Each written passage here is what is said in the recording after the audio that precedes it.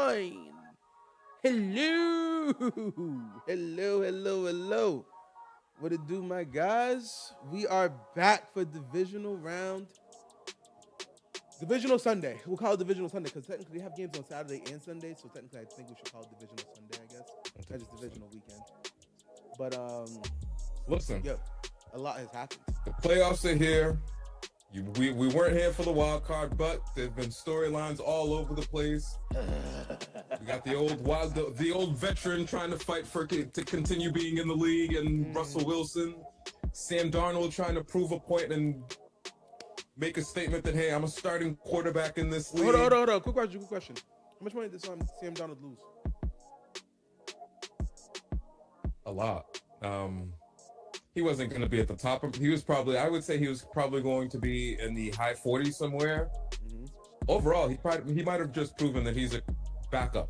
He's a career Okay, so backup. do you think he lost his starting job potential? Or did he just show us who he really was? Did he just show us who he was at the most inappropriate time during the season? He might have. I've got to take a look at the board to see how bad some of these other quarterbacks were, but yeah, I think he might have cost himself a starting. If you can't get it done with that team, most other teams that might want you aren't gonna be built that well. They're not gonna have that much offensive weapons with that much of an offensive coach. Because So like, I mean, okay.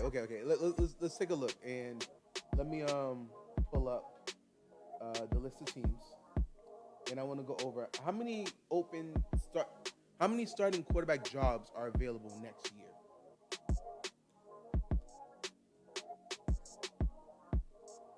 Right? That's I'm gonna go through the list of teams and we're gonna count it. Okay, Bills got a quarterback. They ain't gotta worry about nothing. Bills, the Dolphins. You think they're still riding with Tua, right? I know they just paid him, so they can't really get rid of him.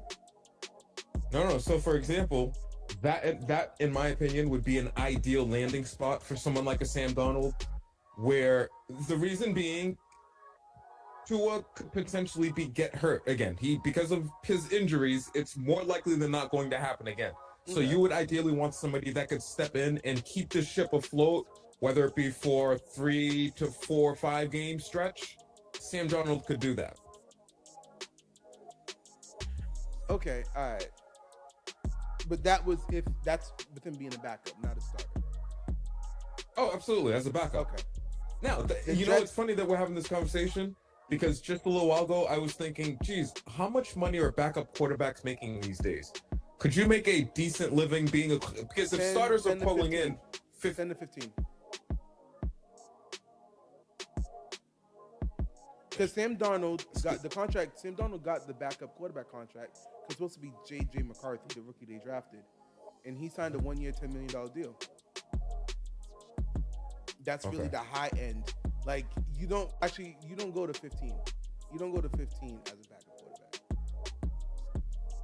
All the other backups are like 8 million, 7 million. So as a backup, he'll probably sign something like a 3-year, $36 million. I wouldn't want to sign Sam Darnold for a 3-year. Backup quarterback is the most important position, yes, but to put Sam Darnold. Because I mean, despite the fact that he's essentially threw up on the biggest stage of the year for the team, he did help help get the team there. Who said this? This person said that once the playoffs started for Sam Darnold, he went back to being who he is. And the playoffs didn't start in the wild card. The playoffs started week 18 against the Lions. Win and get. Now you're playing for something. Okay, it's not just a regular season. Yeah.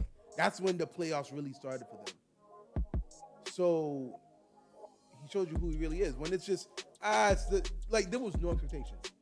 It must have been Shannon Sharp because Shannon Sharp loves talking about when expectations come up, people shrink. The lights got bright. Sam Darnold shrunk.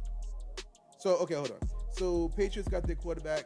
The Jets need a quarterback, so that's 1. Ravens got theirs. Browns need a quarterback. Steelers need a quarterback. That's 3. Texans are good. The Colts. Are the Colts looking for a starting quarterback, or you think they're gonna give Anthony Richardson 1 year?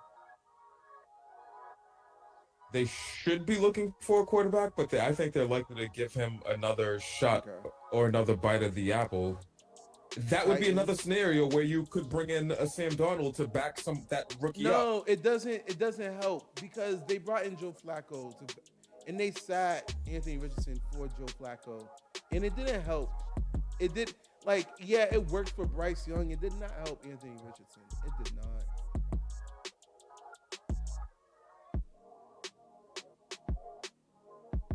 We got the Titans. So we got the Raiders. We got the Giants. We got Saints. No, actually, no, the Saints can't. They got $50 million going to Derek Carr, whether they cut him or not. They can't do it. Bucks are good. Cardinals are good. Rams are good. 49ers are good. Seahawks got Geno. So there's about 6 starting jobs. Any of those teams taking Sam Darnold? Or no, should they be leaping for joy to take Sam Darnold? I think any one of those teams would rather go with a younger quarterback and try to build longer term as opposed to going with the Sam Darnold, who the book is pretty much out on at this stage of his career. Okay. So he's no longer a starting quarterback. Now, had he won the playoff game and lost in the conference finals there, you know what? Hey, you put something together. It was a tough year. This week, pretty much is what you're saying, right? Yeah, you know what? Hey, you know what? You got us to the second round here. You got to win. Maybe one of those teams would be willing to take a shot on him. Yep. Agreed. You mentioned my team, but before the game starts and before we go into last week's failures, do you want to do a PSA announcement to your Patriot fans about everything that's happened since the end of the season to now and how you guys should move forward?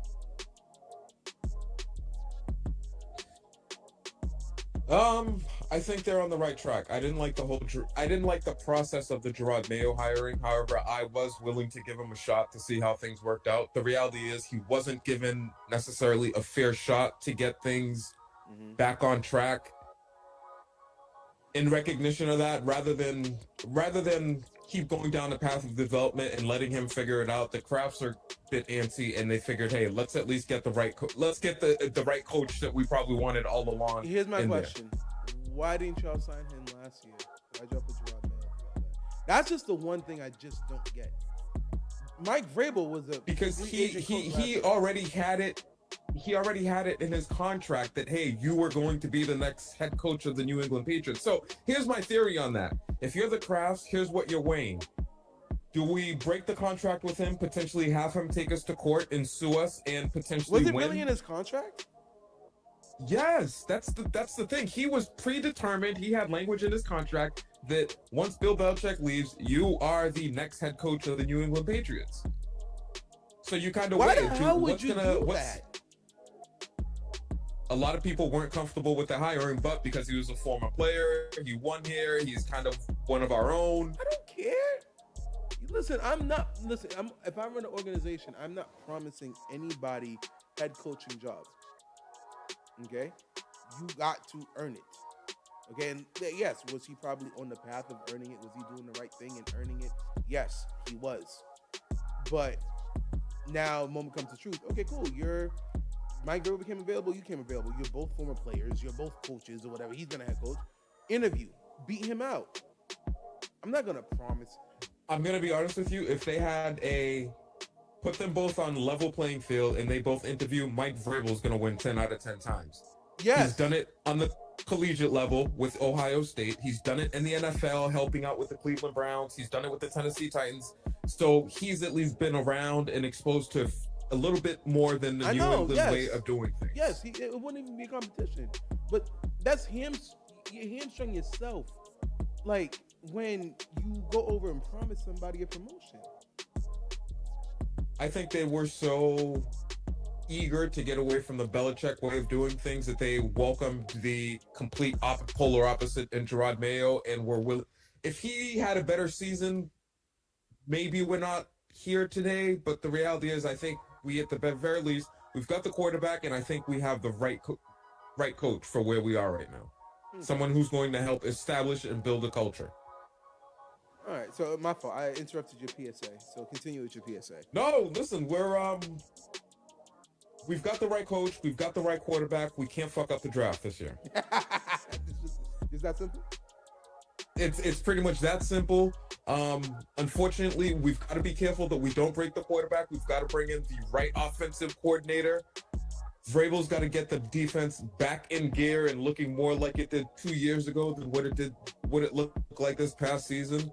So it feels as if they, despite the setbacks we've had this year, they've taken another step in the right direction here in the offseason. We know for certain we got the quarterback we want to move forward with. We've got the coach. Let's bring in the right coordinators and, at a bare minimum, be better than a 4-win team next year. Okay. Anything you want to say to Patriot fans? Get ready, because I think A.J. Brown's going to come here. Whoa! Wait, whoa, hold up. You heard it here first. Listen, I don't know what's going on in Philadelphia, and I get it. When you're winning, it usually masks and hides everything. However, when I'm looking at the game and they're showing this dude sitting on the sideline reading a book, in a victory, he was targeted one time for, what was it? Two times. He had one catch for 12 or 13 yards. It's like, wait a minute. What? He had to read a book to zen himself out. He had to read a book to zen out. So you okay, multiple things to this. It would have to be a trade.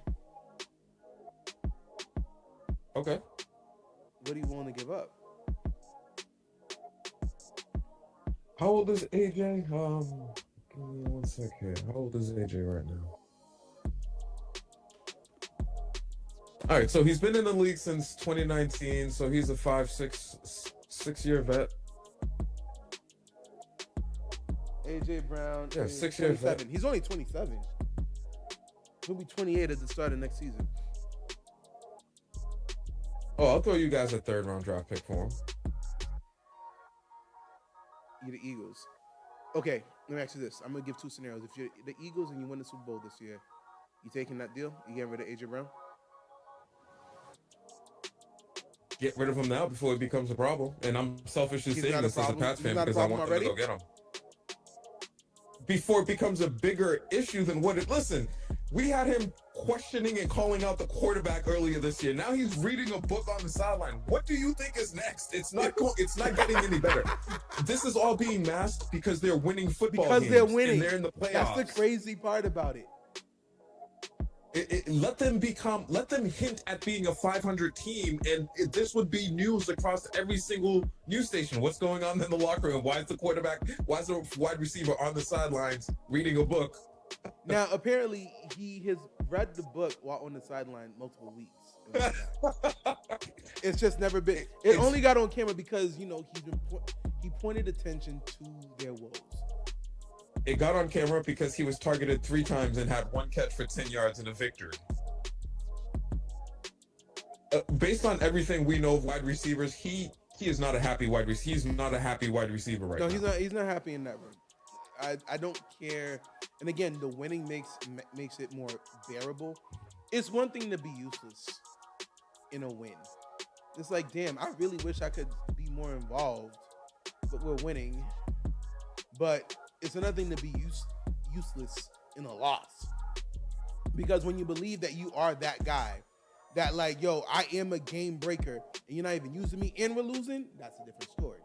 So yeah, if they even come out and sniff a 500 season next year, AJ Brown he's not. I'm not calling him a locker room cancer or anything like that, because he's kind of right.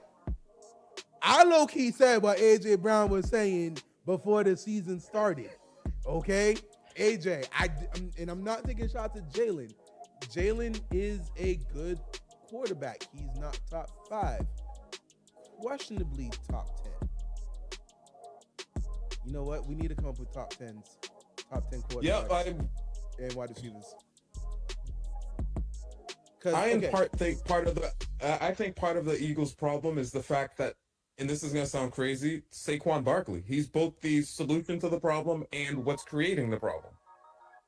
Yeah. Because they have such a stable running game right now, they don't necessarily have the need to continue force feeding at times in AJ Brown. Now, hey, you'll get the ball when we need to get you the ball. And hey, if we have a running game that's picking up 5, 6, 7 or more yards per clip, we're never going to necessarily jeopardize the possession by continuously throwing you the ball. We're going to keep riding the horse in the backfield.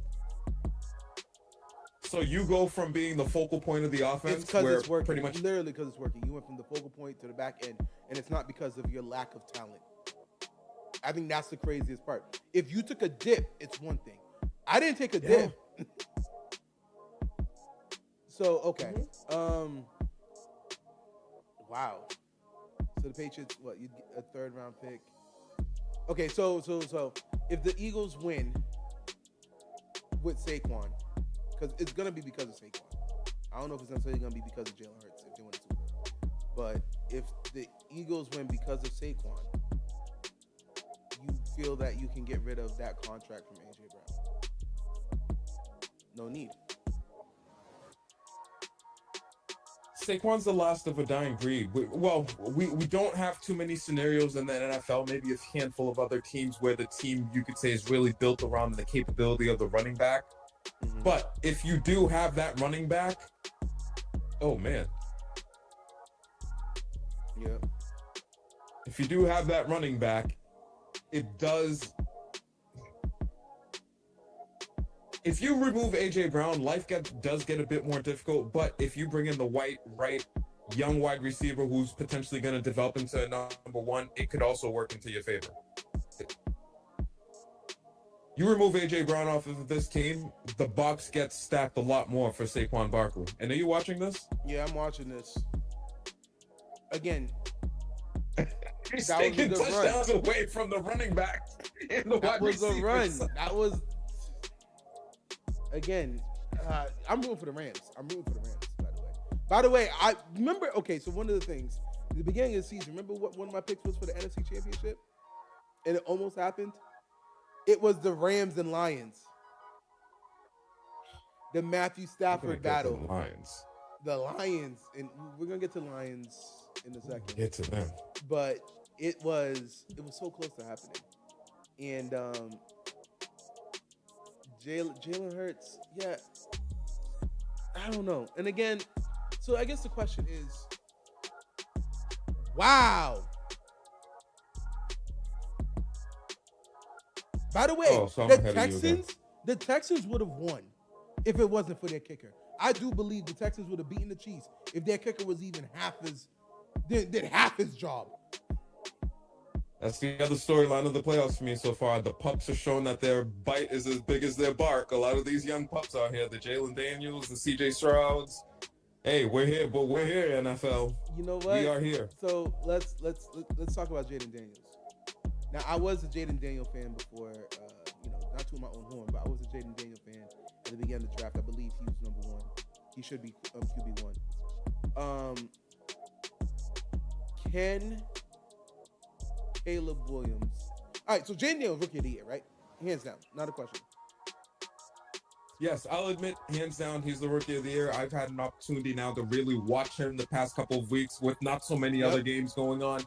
He looks very impressive. He looks very impressive for a young quarterback. He doesn't look rattled. He doesn't look like he gets too high or too low. He's out there. He's stable.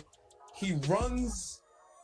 If I were the Commanders, I would be looking to getting him a solid running game for next year just to lessen the amount of times that he needs to run. I like the 2 running backs. Eckler and Brian Thomas Jr. are good running backs to have. It's the offensive line that needs a little bit to be better to help the running backs, because his scrambles are because the pocket broke down. He needs a better offensive line. I'll give that. But the running game is there. The offense is there. They need to shore up that defense and shore up that offensive line. But okay, so he's impressive. He was making some amazing throws. Very, very. So with Jaden Daniels, what would Caleb Williams have to do next year to, not to say justify, but to validate him being the number 1 pick of the draft? They need to come out and have a much more functional offense. they need to really sit down and watch the film and see what he does well and put him in position to do those things and minimize the things that he doesn't do well. Too often this year, and I too often this year on Twitter, I'd watch Dan Orlovsky break down plays where he would point out what's with the spacing here on the field for these plays that are being called for him. You know, a lot of times you had all your wide receivers bunched up in the same general area, and you're asking this young man to figure it out and make it happen. So, a bit of that was unfair on him. But yeah, he needs to come out and they need to get him an offensive coordinator who can design plays based on his strengths. They don't and as have easy one, as that right? sounds, I don't know. Have that or a coach, right? I don't think so. Nope. Yeah. And you know what we're seeing here, and I'm seeing firsthand the impact of pairing the right offensive coordinator with your young quarterback, so you don't necessarily ruin him. I watched Mac Jones get ruined firsthand because we thought it was cute to make a defensive coordinator the offensive coordinator, even though, truth be told, when you look at the numbers, he really didn't play that bad. But it's very important to keep and have the right offensive coordinator with your young quarterback. Look what Jalen Daniels is doing. When you watch them play, the system that they run is very almost collegiate in the fashion where it's a lot of run pass option plays where he could keep it, the running back could get it, or it could be a quick dump off to the wide receivers. And that's working off the young man's strength of, hey, I'm a threat to run the ball here. So you don't. Kingsbury interviewed for the Bears head coaching job, right? I wouldn't mind pairing Cliff Kingsbury with what's his face, Caleb. That wouldn't be a bad pairing. So that wouldn't be a bad pairing at all. If he left Jaden to go with Caleb to be the head coach.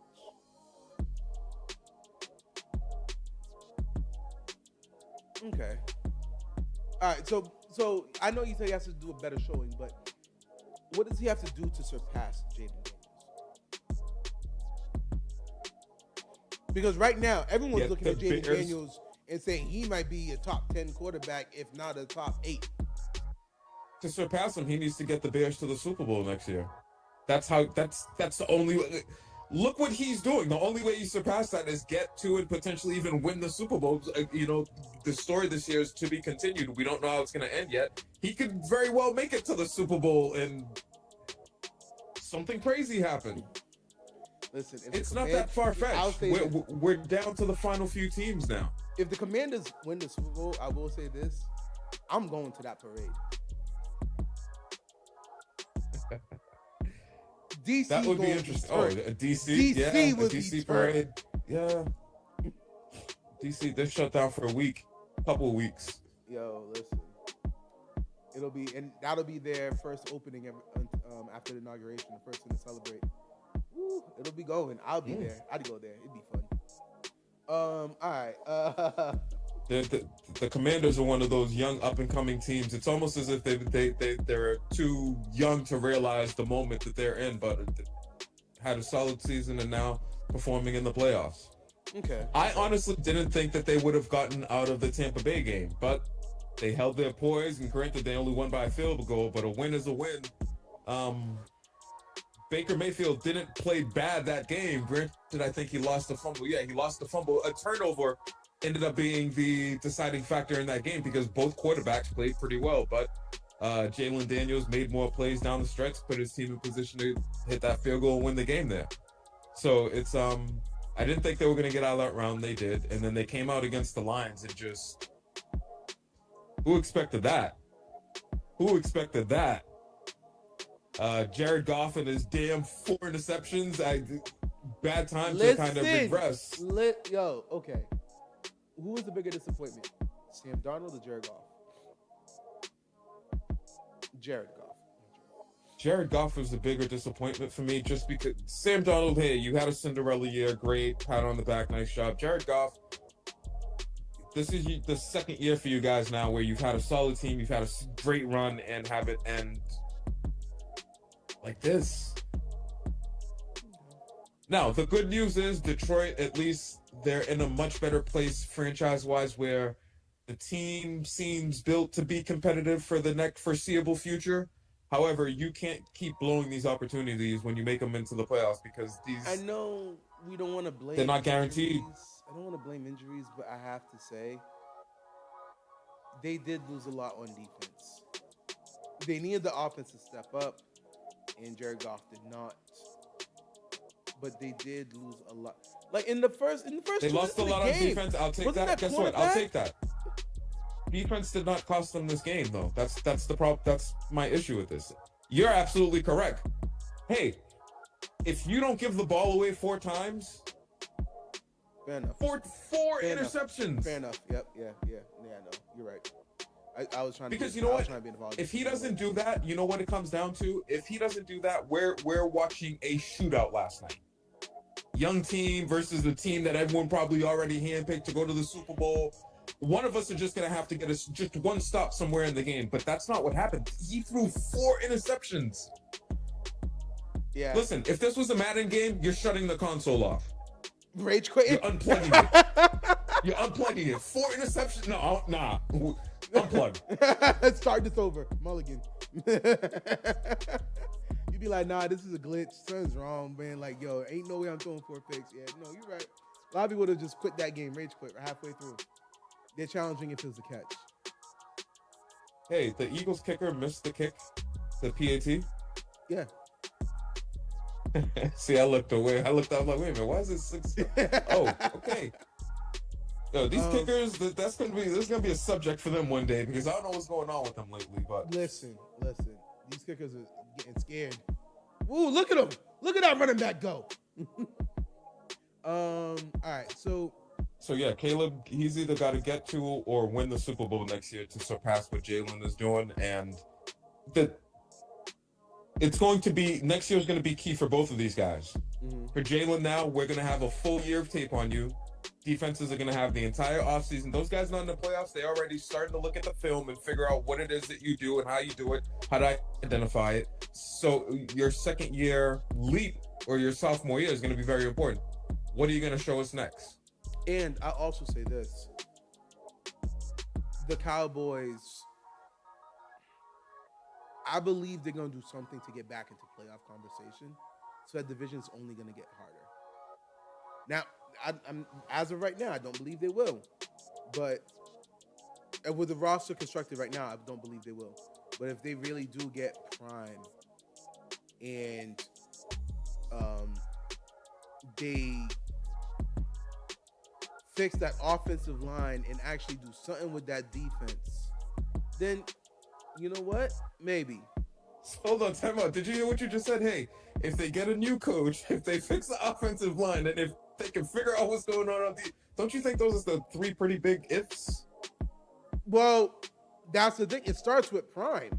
It starts with Coach Prime.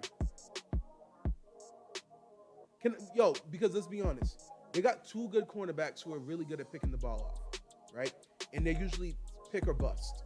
You know what I mean? They either get an interception or they get burnt. Having Prime as your coach is one of the greatest cornerbacks of all time. It's like if Darrelle Revis was your cornerback coach.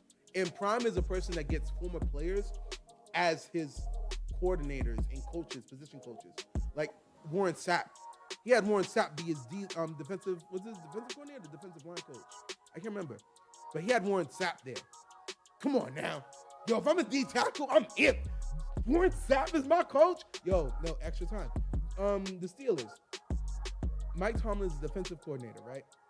There was an undrafted rookie who I believe he was trying to get into the coaching tree. Undrafted rookie. No one has no expectations for you. Okay? You're gonna be practice squad, or if you even make the practice squad, you're gonna get cut. Right? Undrafted rookies are bodies for training camp. At the end of every training camp, he kept going up to Mike Tomlin and was like, hey, yo, can we look at some film so I can understand what you're looking for? That's what a player who knows I ain't got no shot in the league. Let me at least learn to be a coach. That's how you become a Jason Garrett. You know what I mean? That type of thing. And then he came through and he started. Because Cam Sutton was suspended. He started. And he was actually getting interceptions. You know what I mean? Now imagine Prime as your coach. A defensive line where Warren Sapp is your coach. Stuff like that. I think Prime's potential success in the NFL is going to be predicated upon who his staff ultimately is. Because I think what he'll bring to the table is, hey, I've been there, I've done that, I've done it across multiple sports. I was him. Okay, look it up in the dictionary. See, that's me. I'm That's him. me. I'm him. Okay, so I think he's going to bring a certain level of credibility of, hey, you guys should listen to me and to what it is that we're trying to teach you and implement across these teams. But his ultimate success is going to be who his offensive and defensive coordinators are. And he's already proven that, hey, I can leverage the relationships that I have over the years to get and bring the right people in, starting down in Jackson State and moving on to now Colorado. You know, I heard an interesting question this week. I forget who it was. That was like, is Shedeur Sanders a starter anywhere else if he's not being coached by his dad? I didn't watch much Colorado games, so I don't know how good Shedeur is. Honestly, off the jump, I felt like, even the beginning of the season, I felt like this year's quarterback class was not going to be that great, so I never really paid attention to any of the quarterback. I didn't pay attention to Cam Ward. I didn't pay attention to Ewers, Shedeur. Yeah, because initially it already had a negative like sense about it, so I never even paid attention. Last year, with the whole Caleb Williams year, I was watching Caleb Williams and I was like, I'd low-key rather have Jaden Daniels. Again, I didn't know, I wasn't paying attention at all to Drake May. I know they were comparing him to Josh Allen and all that. I'm like, I don't know who this man is. I don't know this program. I don't know nothing about it. Whatever. It was just those two names. Like, Jaden Daniels came up. But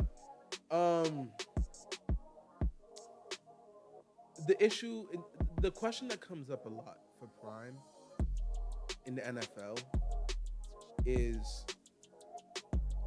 college players are not professional NFL players. Can you really, you know what I mean? Like, these are college. No, agreed. And that's where I think his success comes down to the staff that he's going to bring around him and bring on board. I know, but I mean, like, there's no recruiting in NFL. It's free agency. You got to sign them. And right now, the Cowboys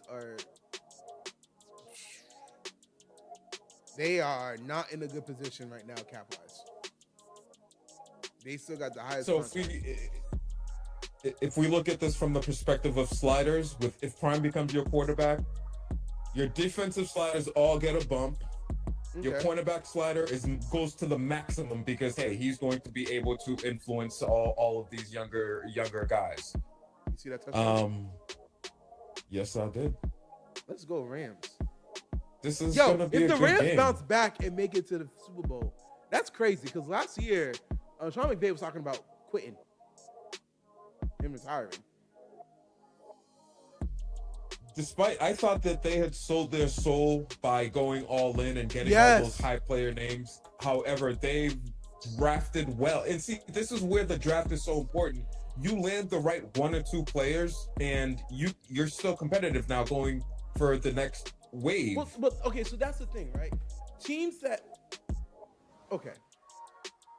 But to segue into it, let me get my PSA to Steeler Nation. Okay, Steeler Nation, black and gold, Pittsburgh. This season sucked. I wanted Justin Fields to be our quarterback. I wasn't really a fan of Russell. And I believe I said one or two things is going to happen with Russell Wilson coming in, being the starting quarterback. Either Russell Wilson leads us to the Super Bowl, and then now we have no choice but to sign him to a long-term deal, which I don't want to do, or he doesn't do good, and then now we have to make a decision on Justin Fields without really giving him a full season to show us what he can do. Both of those, I did not like either options. And we got to stop acting like Mike Tomlin is the reason that the team is losing constantly in the playoffs for the last 6 games. In the Big Ben, the last 3 games, he threw 3 pick sixes to the Browns. Like, what is going on? Like, that's not Tomlin. Okay, like, yo, and listen, Mike Tomlin is not Andy Reid. The Mike Tomlin situation is not the Andy Reid situation. And let me know if you agree with this take, because this is my take on it. Andy Reid had star-studded teams and could not get it done. Donovan McNabb, T.O., Jerry Macklin, all of that. He had Mike Vick too, right? Mike Vick, Deshaun Jackson, reincarnated Mike Vick. Shady. Shady McCoy. Like, you had talent and wasn't able to get it done. Now, it's slight to Andy Reid, but that's just what it was. It's like, yo, listen, we're giving you everything you need. A lot of coaches would thrive in this situation. You're not doing it. And he went to Kansas City. Mike Tomlin is not getting the top of the top talent here. And yet he still makes them playoff contenders. Any other coach in this situation would not be in the playoffs. They would not have 500 records. They would not be winning teams. See? Go ahead. Is that the problem, though? For example, is he becoming one of those coaches? Too good to not get a top pick, but too bad to get you to the Super Bowl? Correct. The Pittsburgh Steelers are stuck in a purgatory where because you're a competitive team, but you don't necessarily get top of the line talent. Yeah, every year in and year out, you have a coach that has the respect of the team, the respect of the players, and you have the right systems in place. You're great drafters. You do great with wide receivers. You do great with running backs, but you're not able to now get over that hump that Andy Reid finally got over. And but the thing was, when they would let go of Andy Reid was because, like, you got more than enough talent to win. To me, Mike Tomlin does not have more than enough talent to win. He doesn't. I found myself being you this week talking about, check this out. Hey, fine, I hear you all people talk about get rid of Tomlin. Who's out there? So you want to get out? You want to get rid of a proven guy who, hey, give me everything. I'll figure it out and keep us. I'll get us to the dance, and whether or not we get a girl at the dance is another story. But I'll get us there. What people are saying, and again, I'm on Pittsburgh Twitter, and I hate it here sometimes, and I understand, but Mike Tomlin's not going to do it. Players don't want to do it. We got to tank. And honestly, what the fans are saying is, fire Tomlin so that we can tank. That's what they're saying. No way.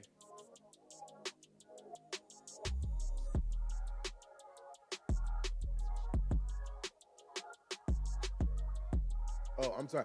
So Matthew Stafford look hurt? Yo, the Eagles be getting lucky. Because let's look at the year the Eagles went to the Super Bowl with Jalen Hurts. Someone pointed this out to me, and I did not know this. Hold on, let me pull up the list of teams again. The teams they beat. The quarterbacks they beat.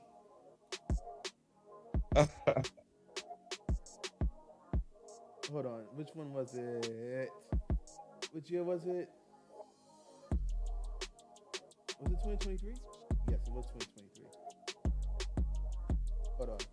I'm going to read you the list.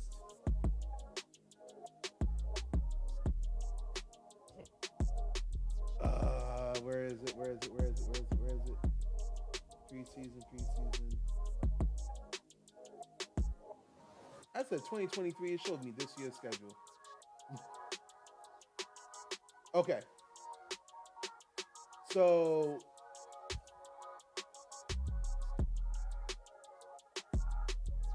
they beat 49ers with no quarterback. That was the game that Brock Purdy hurt his elbow, and literally they had no other quarterbacks to play, because then even the backup quarterback got hurt and whatnot. Why can't I find 2023? Maybe it was 2022?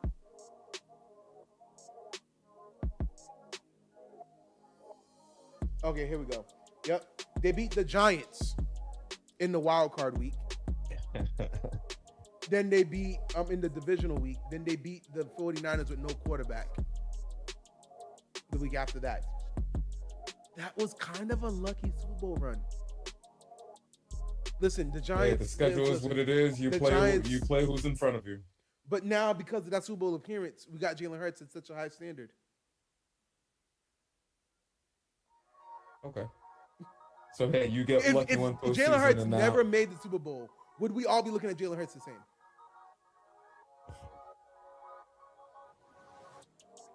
We'd probably look at him still as one of these young pups who's trying to navigate and figure out his way around the league But and would trying not be. to. People would not be ranking him as Yeah, high. yeah, yeah, They yeah. would not be ranking him as high. So anyway, um, people want Tomlin gone so that we can tank.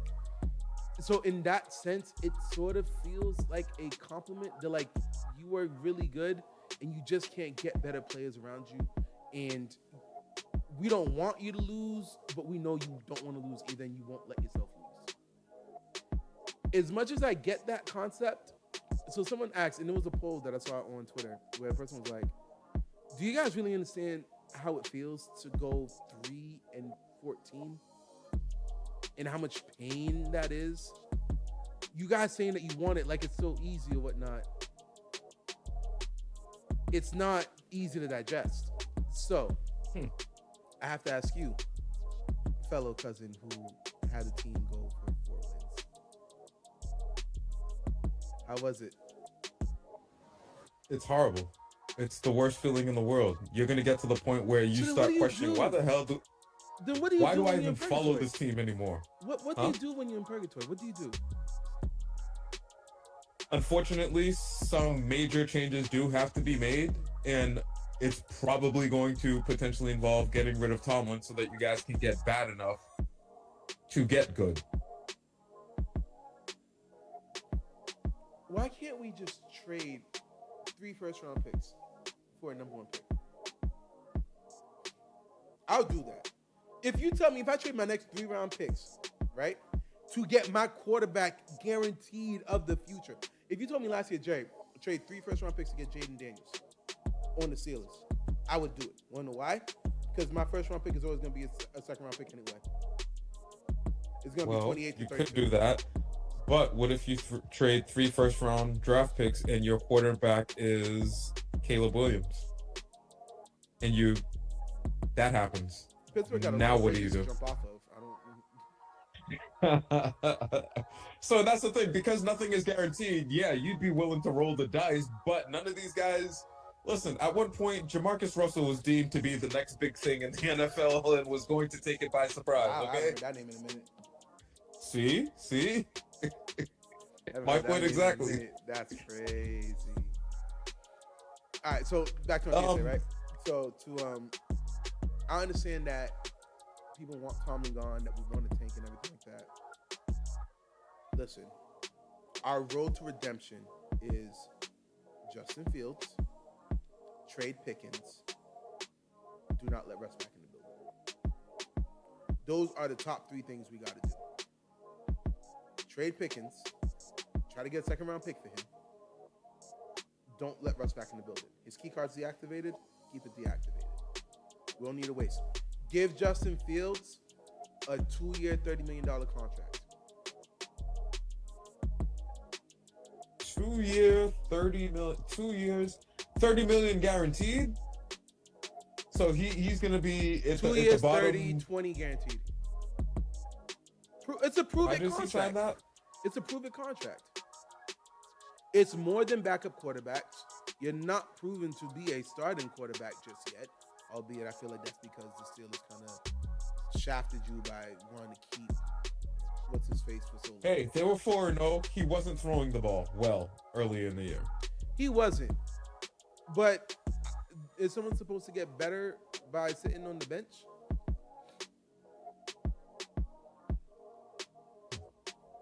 Touche. You got that there.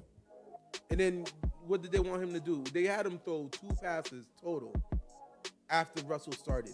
And both of them were not great passes. Of course they're not going to be great passes. He hadn't thrown to George Pickens in freaking 2 months. What has he been in the league? 4 years now? Justin Fields? How many years? 4th year. See, if you don't come into the right situation and then by year 4 you're already on another team, it's Listen, it's gonna be 30 mil, $15 million.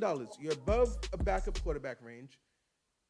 Now, don't get me wrong. You're probably at the lower end of, not probably. You are at the extreme low end of starters.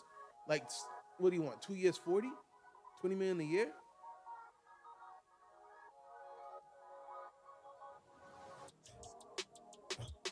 You're right. He needs some type of proven contract. The question is, would there be another team out there that could offer him something to get him away from the Steelers?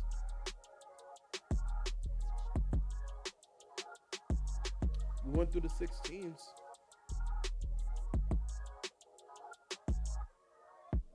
So yeah, would one of those 6 teams feel more comfortable going with him and giving him an opportunity to continue to develop, or going with someone younger coming out of this year's draft?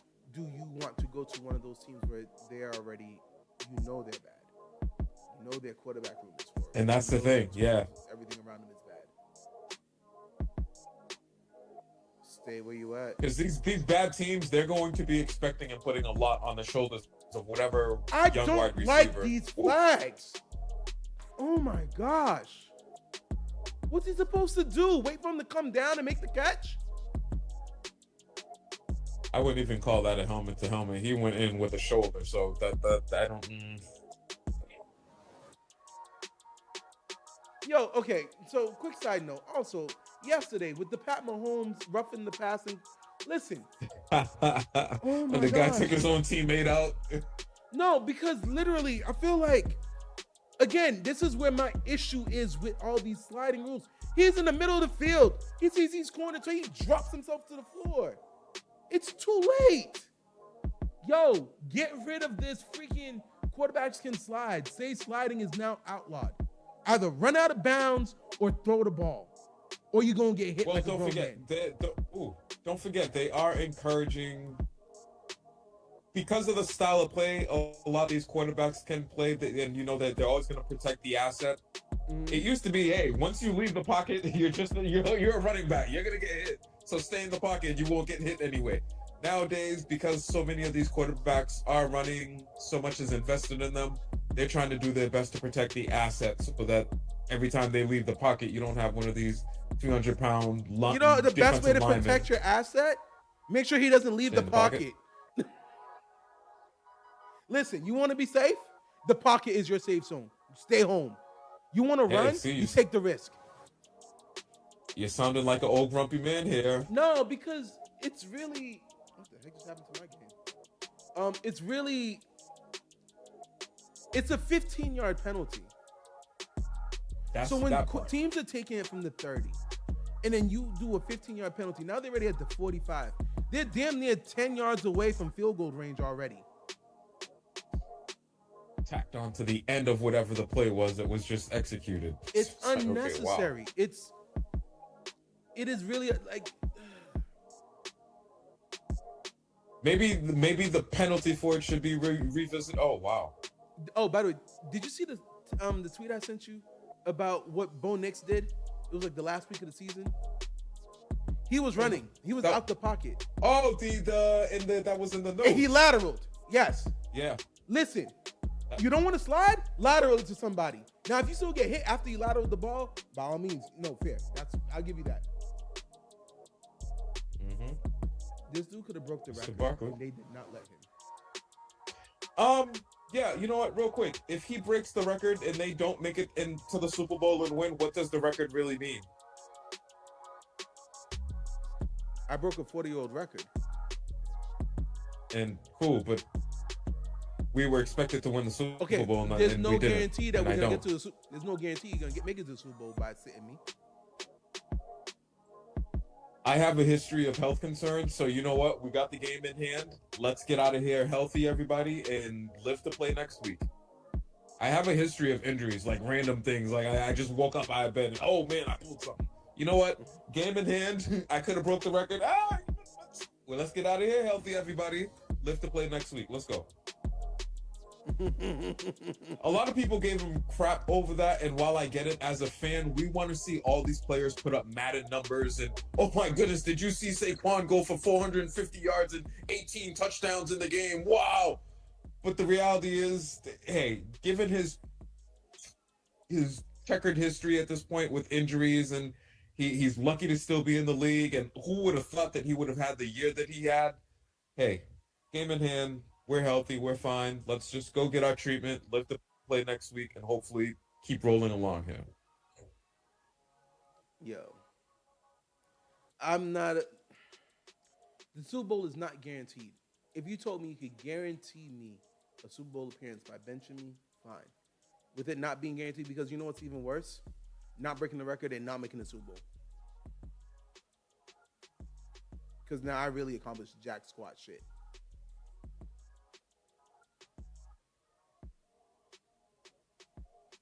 And that's more likely. Mainly because I don't believe in Jalen Hurts, but that's still more likely. Listen, one of these days he's gonna turn you into a believer, okay? All right, cool. Hey, how about which of the Bills? I think they looked dominant. They looked like, hey, I think the playoffs started last weekend. Tonight's game is the game I really want to see. The Bills Ravens. That's the game, and it's gonna be snowing, so they're gonna be running the ball. It's going to be a game. It's pretty much going to decide the MVP. I know it's technically it should be decided They already already, voted. but They already voted. They voted January 5th or something like that. The Tuesday All right, so after all the results season ended. All results already in. They just haven't announced it yet.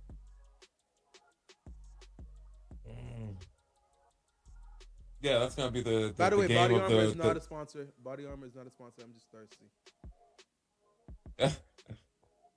That's probably hopefully that game ends up being what we all think and what we all expect it to be. It's going to be a high. I don't know if it's going to be so high scoring because of the weather. It should be a fun game. If the Ravens come out and, especially given the inclement weather, if they come out and did what they did during last week, where okay, hey, King Henry, here you go, Lamar Jackson. You really got to bring up last week for real. Did you see what they did? What was wrong with the Pittsburgh Steelers? Let's stay on the Steelers for a second. Why'd they come out so flat? They know it was the playoffs. Did they realize? Hey, can I be honest with you? Can I be honest with you? At the end of Week 18, at the end of the Bengals game, there was a clip that went viral where Russ went right when the game ended and Cam was coming off the field.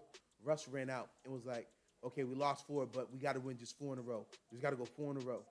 Like he was trying to convince Cam that we can still do this. I believe the defense lost faith that we can actually do this. Oh, wow. With how bad the offense was. Because we're just back with Kenny Pickett again. This is the same miserable offense we had last year. Listen, they hadn't scored more than 17 points in God knows how many weeks. I don't care what defense I am. I got to keep y'all under 7. I got to keep the other team under. You know how hard it is to keep them under 12? To keep a team from doing 2 touchdowns in today's game? When the quarterback, if he leaves the pocket, it's an automatic 15-yard penalty if you even touch him? Listen, and the thing with Russ is you remove his name, cover his name, and just look at his numbers. It's like, okay, he's a stat pattern. He's a stat 270 pattern. yards. Like, listen, okay, I didn't think it was possible to pad stats in the NFL, but he did it. 2 touchdowns, no picks. Okay, well, what you can't put it all on him. Yeah, did you see that catch? See? Yo, I'm ahead of you, Robinson. So I'm trying not to it ruin was it an for intercept. I thought it was an interception. I was like, damn, not a pick. And he's like, nah, I want this ball. Give me that. But nah, like, yo, what? No, the defense did not believe in the offense. And I believe at halftime, Mike Tomlin told them, like, guys, I believe he really told them. Because here's the thing, throughout the whole losing streak, he's like, we're not playing complimentary football. If we're doing a turnover, then we need the defense to make sure they don't score off that turnover. That's complimentary football. When the offense messes up, the defense steps up. When the defense messes up, the offense steps up. He's like, we haven't been doing that. Mike Tomlin's end of the year, he was like, or at the end of that game, he literally was like, we can't be winning games if we're only scoring 17 points. That was the first time he finally took a shot at the offense. Now, because there's no next week. I don't got to cater to Russ no more. That's what I believe. I believe he's like, all right, cool. I ain't got to cater to Russ's BS sensitivity ass anymore. We can't be winning with 17 points. The whole time he was always going at the defense. I believe at halftime he told the team, like, yo, defense, come on, guys. I know you guys don't believe, but for real, Honestly, most of our cap is here. You guys got to go lead some sort of spark. And then we scored a touchdown. And then Derrick Henry ran to the touchdown laughing, literally laughing. It was over. It's Najee Harris gets 6 touches for the whole game for 17 yards. It's just it didn't look right, and that's why I think that big changes might come down there. It didn't look right for the last time we saw them. And here's my issue: our offense is one is not good, and two, we don't have a great offensive leader. Our leader was Russ, but here's the thing: when your leader isn't playing inspiring football, what can you really do? You know what I mean? Yeah. Like, George Pickens, listen, I appreciate you, George, and you're a great player, but you need to be in he doesn't handle adversity in subpar offense as well, as much wide receivers don't. And if that's the case, I appreciate you, bro. Let me go send you to a team where you could go strive. Because honestly, if I was Mike Tomlin, though, I'd also be like, guys, wide receivers, listen, when you leave here, there's not one wide receiver that we let leave this building that thrived. Not one. Chase Claypool disappeared. But when he was here, people were drafting him second round fantasy football. Yo, man, this man is the Canadian Megatron. He's the new Calvin Johnson. Traded him. Where the hell is he? He's going back to Canadian football. Okay? Deontay Johnson got cut by 4 teams in 1 year. Like, are you serious? Antonio Brown. You know, and again, he did win 1 Super Bowl. He did win 1 Super Bowl after he left, but that was with Tom Brady. Ain't no other Tom Brady out there. That's true. So, like, guys, I understand that the offense is not what you want it to be, but throwing a titty tantrum is not the answer. So, just the Steelers, their issue is offense. They have a really good history of drafting and developing running backs and wide receivers. So you're saying you would get rid of George Pickens this year in the offseason and just look to the next man up mantra? If I could get a second round pick, and then I have Calvin Austin, Roman Wilson, those are the only 2 that we have under contract this year. Second round draft pick? Yeah, if I could get a second round pick for George Pickens, I'll take it. Who goes for a higher draft pick, Pickens or AJ Brown? With Pickens being still in his rookie contract, but he is in his last year. Oh. That's interesting. So anywhere he goes, in theory, he's going to be an extension, and it's going to come with presumably big bucks. Yeah. But I think AJ Brown's contract is already... I feel like within the past couple of years, they might have redone his contract. I think they did. Hold on, I'm taking a look at it right now. His contract is till...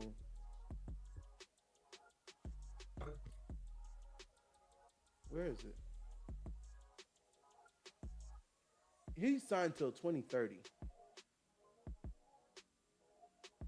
Oh, see, if I'm the Patriots, all the more reason why I do that.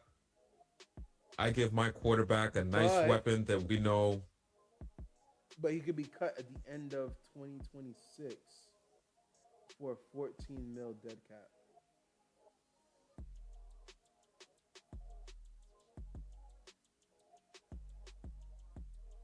Yeah, he could get cut at 2026 for a $14 million dead cap for 3 years.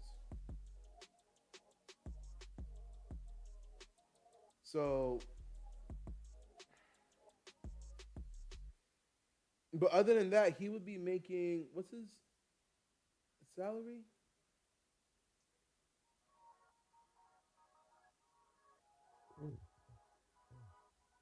In 2024, he had a base salary just over $1 million, 8.7 of his signing bonus, a $2 million option. His cap hit was just over $11 million. Damn, if he got cut this year, he would cost $73 million in dead cap money. That's so funny. Monopoly Right money. now, he is pretty much at $30 million a year. He's at $30 million a year right now. And the thing is, would you sign George Pickens to 30? Would you sign George Pickens to a 30 million a year contract? Not the Steelers. Just is there a team out there that would sign George Pickens for a 30 million a year contract? That's a good question.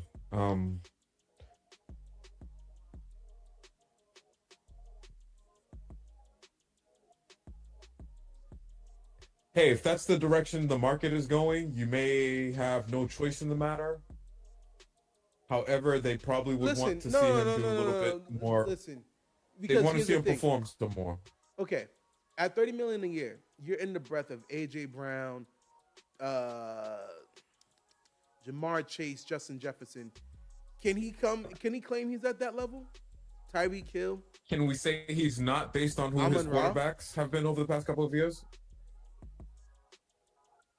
I don't think anyone's going to want to pay him $30 million. That moon ball that Russell throws, it looks nice. But if it's not getting to its destination in time, or if the wide receivers can't do anything with it, can you fully blame him? But at the same time, I'm paying $30 million as a wide receiver. I expect you to be great regardless who the quarterback is. Look at Justin Jefferson. He made Sam Darnold look like a starting quarterback for a while. He's gonna help he helps Sam Darnold out a lot. Exactly. Okay. If Tua never had Tyreek, I don't know if I was getting signed. Probably not. Okay. Yeah, Tyreek has helped out a lot. So when you're at that echelon of pay at wide receiver, you're supposed to be helping my quarterback be great. So you're telling me the quarterback... All the more reason. Look at DeAndre Hopkins. DeAndre Hopkins made a lot of quarterbacks look way better than they really were.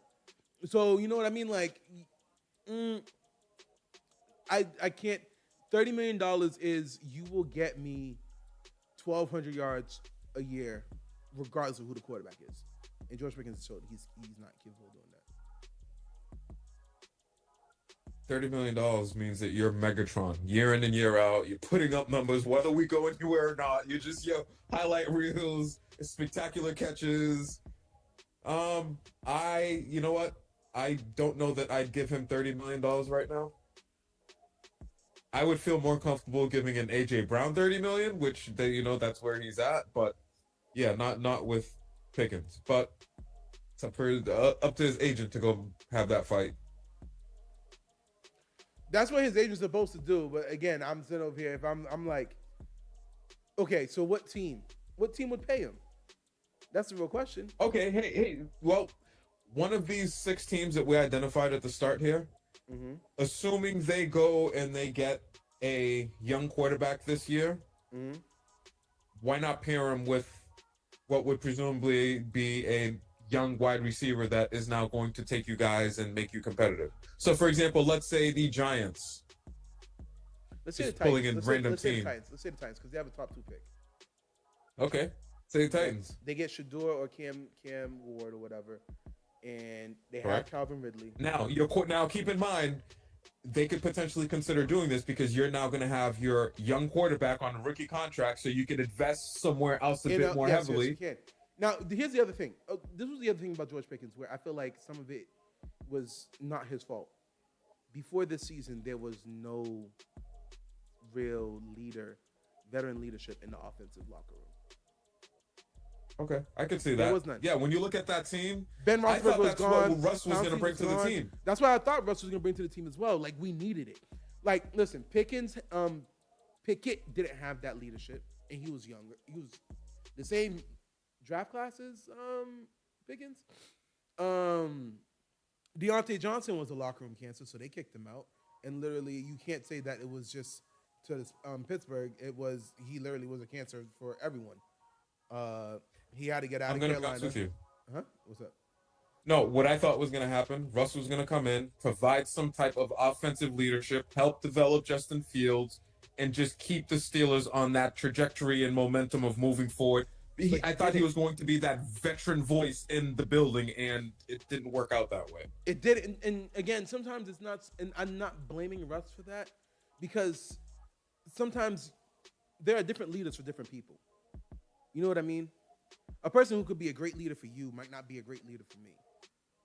You know what I mean? So in that sense, that's why I'm not necessarily I'm not like killing Russ for that. But that's the thing. That's why you have to have that leadership established in the locker room before. You know what I mean? You can't post-mortem bring in leadership. It's too late. So in that sense, that's where my concern for George Pickens is. They only kicked the field goal, so it's 10-13. That was an early slide. Good slide. I thought you were watching the slide. That's why I was smirking. I was like, uh-oh, here comes the slide comment. Nah, like, that was a good slide. But I'm really thinking that the NFL really has to sit over here and be like, yo, you know what? The sliding rules are causing too much controversy. Quarterbacks, you want to stay safe? Don't run. And the thing is, people love seeing the running because they love seeing the running quarterback. I don't think they're likely to change it for that reason, because today people get more excited than ever watching the quarterback scamper off at 20, 30, 40 yards, whatever. Well, then they gotta do something where they can't do a last second slide. Or at least tell the referees, listen, if it's a bang-bang play, don't throw a flag. Because if it's bang-bang, then the defender didn't have enough time to react. If the quarterback hits slid, and you see this person coming in mad late to do for a dive, fine, throw the flag. That's not a bang-bang. It's obvious, it's flagrant. But if it's bang-bang, nope, let it be. And guess what the quarterback's going to start doing then? They're going to slide real early. I promise you that. So, okay. Now, besides that, so back to the Steelers. The reason the defense was flat was because they were just annoyed with the offense. The offense was looking horrible, pathetic, and when you're looking that bad, and yes, Russ was getting numbers, but it wasn't equating to points. What's the point of going 20 for 24, but only scoring 2 touchdowns? What is that? So I told you, if you just at the end of any game he plays, black out his name and just look at the stats, you're gonna say, oh well, you know, those aren't the worst numbers. They could definitely absolutely be better, but you know what? Those aren't the worst numbers, and that doesn't appear to be why we lost the game, but very much he seems to be playing a major role in why games are lost. At the end of the day, we needed you to score points. Now, okay, so this is the last thing I want to say. I do wonder how much of the offense was hamstrung by Mike Tomlin, because it sounds like a lot of, I don't want to say reportings, but a lot of the stuff that was coming out was that, honestly, Mike Tomlin didn't trust Russell Wilson in the offense to score points. So he wanted it to be just run the ball, protect the ball, and let the defense minimize the other damage and whatnot. Because the issue is, after halftime of every game is when they came out and decided airing the ball out, and they're actually getting the ball moving. So a lot of people are saying that Mike Tomlin didn't want this to be a pass-heavy offense or whatnot, and that's the reason why the offense looks so anemic. I'm like, listen, ain't no coach see their quarterback who's going ain't no coach who believes their quarterback can actually do that and tell them, I don't want you to throw the ball. You know what I mean? When a coach says, I low-key don't want him throwing the ball that much, it's because they don't believe you. They don't believe in you. They don't trust you. Okay? Yeah. Listen, when the coach doesn't like the running back, or when the running back fumbles too many times, guess what they do? Let's pass the ball now. Enough handing it off. When a quarterback throws enough interceptions, you know what they tell them to do? Let's hand the ball off. Too much throwing the ball. Okay?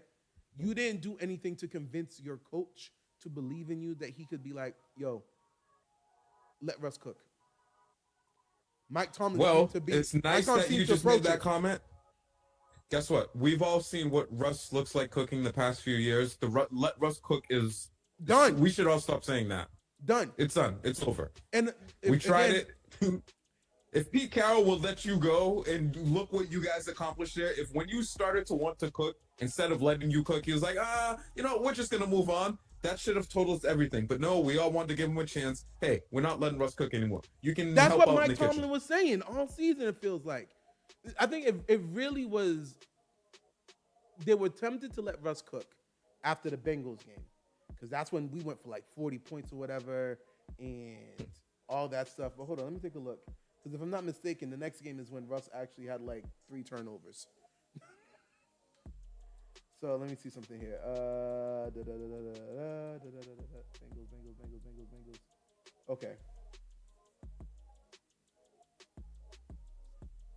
Yeah, so he went crazy against the Bengals.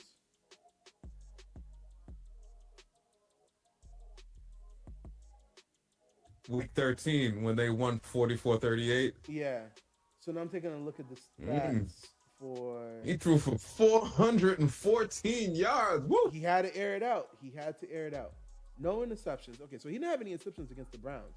So they kind of aired it out against the Browns. 15 for 26, 158, and then he didn't throw. Man. And then the most he threw for after that was 205 yards in week 17. So he barely broke 200 yards the rest of the way after that. Yeah, but then after that, Russ had interception. He had fumbles. He had the crazy fumble against the Eagles. He had some turnovers against the Eagles. And then what else was it? Was looking horrible against the Ravens. So yeah, no, we're good. Thank you, Russ. Plata, ubule patla. Merci beaucoup. So again, I really do like. That's why I kind of want us to either just, if we're gonna lose, then let's lose right. You have a young quarterback, give him a 2-year, $30 to $40 million contract. Justin Fields, this is your audition for not only us, the NFL. It's a prove it contract. You do great, you get the bag. You don't do great, then guess what? We're gonna end up having a top pick. What does doing great for Justin Fields next year look like for you think? What would give him an opportunity? What would be considered a success or a step in the right direction if he gets a chance to start next year? A step in the right direction and success is two different things. A step in the right direction is less interceptions, less turnovers, and very good, respectable passing numbers. Okay? Let's say 4,000 yards passing. Just get to 4,000 yards passing. And 30, that's a great season. A great season for him would be 2 playoff wins. You'd have to match what Jaden Daniels is doing right now.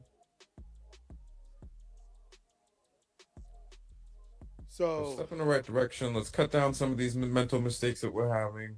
Well, the thing is, I feel like he was getting better. I feel like he was getting better. And I feel like he also learned a lot from under Russ as well. Because it was, people kept commenting that he's throwing rifles. It looked like he started trying to throw a little bit more touch passes. As you know, if you look at the numbers of the games that he played, it just was maybe a little inconsistent. A 300-yard game, a 100-something yard game, a 200-something yard game. So buckling down and getting some consistency to his performances would help him out a lot. I'm looking for you to average about 225 and 2 passing touchdowns a game. That should be your minimum. And if we were to take that math, let me see here. What would that come out to? What did I say? 225? Times, what was it, 17 games? 17. Okay, so I said 4,000 yards, right? It's 3825. So 4,000 divided by. All right, so 3,500 to 4,000 yard season. Yeah, so average about 3,500 to 4,000. Yeah. 235 and 2 touchdowns a game comes out to what? 36, 34 touchdowns. That would be in passing. Do that in passing in addition to your legs. I know you can run. I don't need you to show me that you can still run. I want you to show me that you can dot the ball up. See, I think he got a bad shake in Chicago because they didn't have the right offensive No, plays they did being not. drawn out They for did him. not at all. At all. Horrible. I think if you put him in a system similar to what Jalen Daniels is running, where, hey, it's a run pass, quarterback keeper threat on a lot of the possessions, that could help him out a lot. But I'm also concerned because now we're a few years into it. You're on your second team. Very quickly, you're going to become yesterday's product, and there's going to be a new wave of quarterbacks coming in There that will be. they would more likely want to. Let me ask you this question then. Jaden Daniels, if he went to the Bears, do you think he would have succeeded? Or would he had a Caleb Williams type year?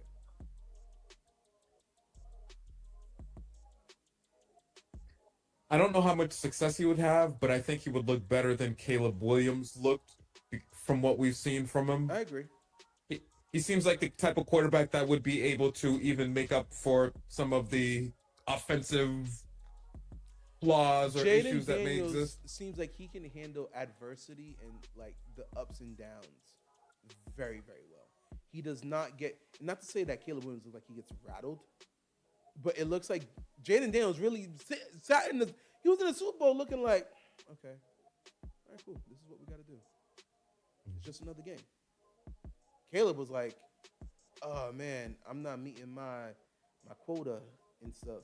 And it's not looking good. And like, nah. Caleb was also very Yeah, he's got really good poise. He just, I don't know. He has those traits that you want from your quarterback. He really does. But again, like I said, next year it's going to be really key for him. His ability to add something to his game or continue excelling is going to be very important next year. Hey, this Rams-Eagles game is shaping up to be it's looking pretty good. It's looking pretty good. Is there anything else that happened in the wild card week that you want to touch base on before we talk about the divisional week? Jordan Love, what's going on?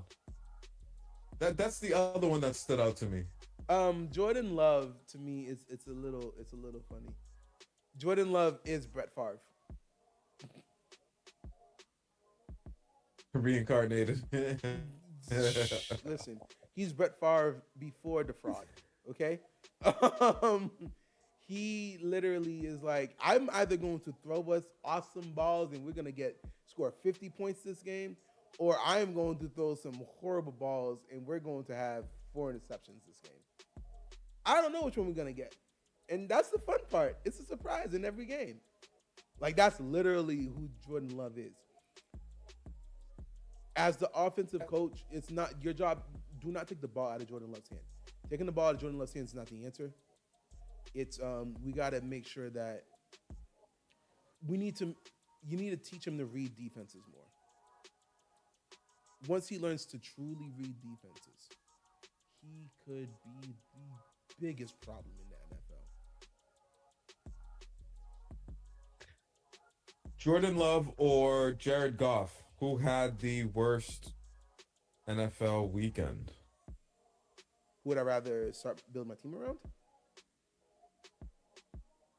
No, which one of them do you think had the worst playoff performance? They both threw multiple interceptions and pretty much cost their team. Jared Goff. I don't think Jordan Love threw a pick 6.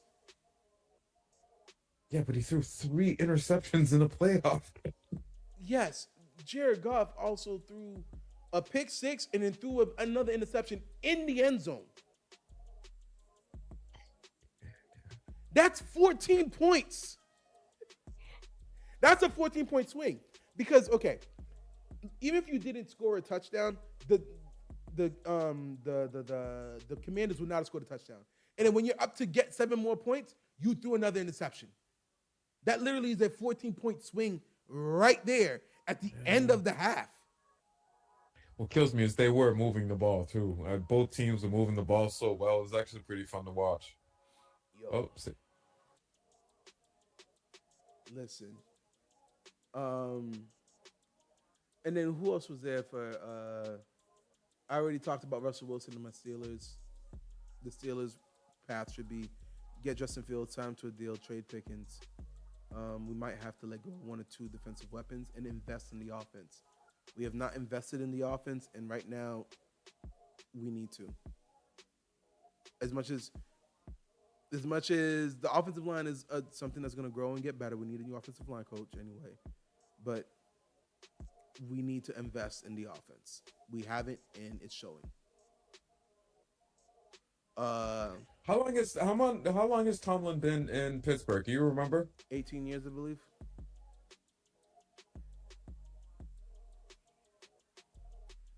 Oh my God! Yeah. No one is guarding Saquon. Out of anyone on the offense, you guard Saquon. He has a way of making it look so easy. Like he. Yeah, it also looks really easy when you're not guarding him. No one was near him on that screen pass. Nobody guarded Saquon. He was alone. Oh. The blocker had nobody to block. These little swing passes. And then makes the quarterback look like such a great passer because that's a passing stat when it really was just a stretch zone run.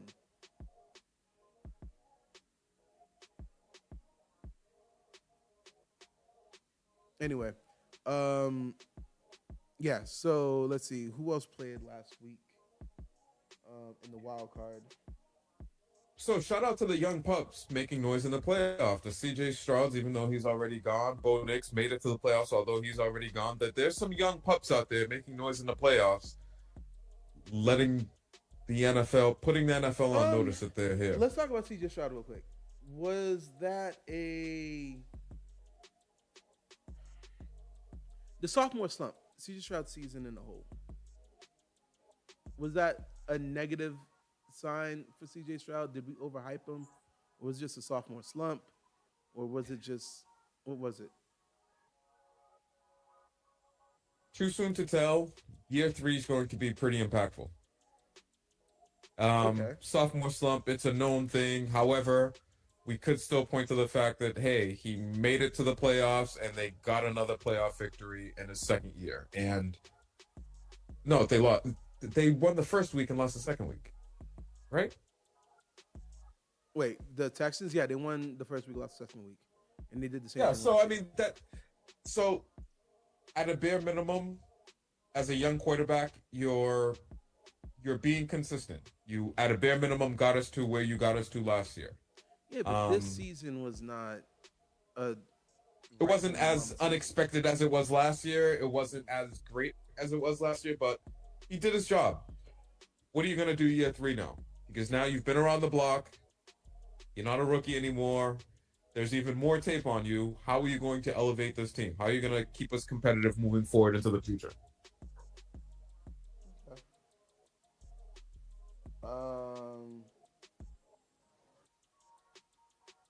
All right. So I think that's everything from the wild card weekend. Yeah, Anything that's else? it. Yeah. No, I think that's it for wild card. Let's talk into the games. Divisional. Chiefs Texans. Were you surprised? I wasn't surprised. I wasn't surprised. The Chiefs are at that. I was not so surprised, but again, very disappointed in some of the rule callings and the kicker missing so many kicks. Listen, kickers, like honestly, kicking is as much as kicking is a really hard job. You want to know why I say it's a hard job? When you miss it, you don't even want to go to the sideline because you know everyone's looking at you. Because everyone's thinking the same thing. You have one job. One damn job, bro. Like, what the hell are you doing? Like, we just need you to make the extra point. Now, there was one of the kicks where they pushed them even further out of the zone. It was a Hail Mary kick, whatever. But then there was like a mediocre kick, and then there was an extra point kick that he missed. And I'm like, dude, what? You're done. Like, how you can't go back? Like, sorry, guys. And it got to the point when I was like, yeah, you got to go for 2-point conversion now. You got to go for 2 points every time. Can't trust this kicker. And we already talked about the quarterback sliding rules and how they're protecting the quarterback. And yeah, no, I'm not. I'm. They were rusty, though. It took the Chiefs about a half to get back into the flow of it. They started slow. Fair to say. I did tell you 20. I told you 25 days from game to game is a very long time. That's damn near a month. That's a February. Yeah. That was when they were supposed to jump on their throat and take advantage, and they didn't.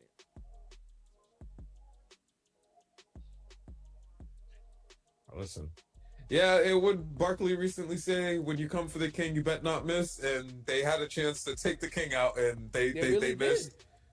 Young team.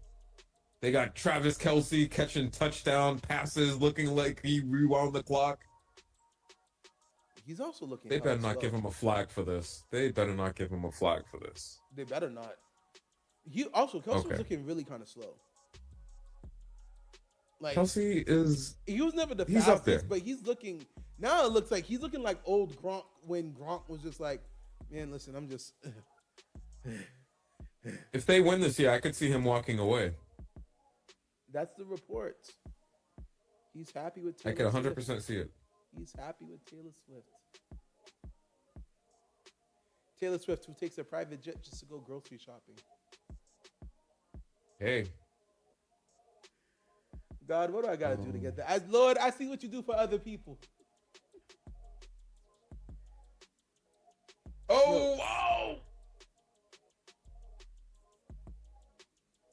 Wait, what did you see? How far ahead of me are you? Hold on. I really don't understand how you always ahead of me. Are you watching online? Mm-hmm. See? That's the face I had a second ago. Yep.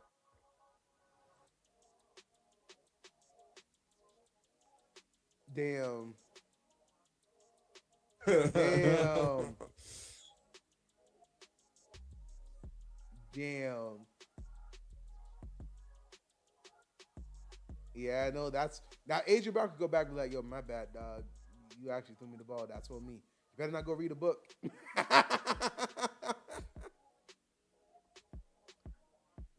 Yeah, So last week, was it last week where AJ Brown was reading a book? What's your comments on that? Absolutely. A book called Inner Excellence. I forget who the author is. What's your thought on it? AJ, I'd like to be one of the first people to welcome you to New England. We're famous for our clam chowder around here. We got some nice lobsters in the Maine, New Hampshire area. Real quick. I got a complaint. I don't know if you know this, but January 15th is Chowder Day. Did you know that? Oh, no, I didn't. Wow, really? Has it always been? Apparently, I didn't know. But Legal Seafood does $1 cups of clam chowder on January 15th. Oh, well, I never knew that. I was like, I used to work for them. After work, I'm going to go to Legal Seafood and go get me. You can get up to 10. You can order up to 10 for takeout. I'm going to go get me some. Yeah. Tabasco sauce on it. I'm driving down to Assembly Row, where I'm about to get me some clam chowder. Hell yeah. Yeah. I get there and they're like, we're sold out.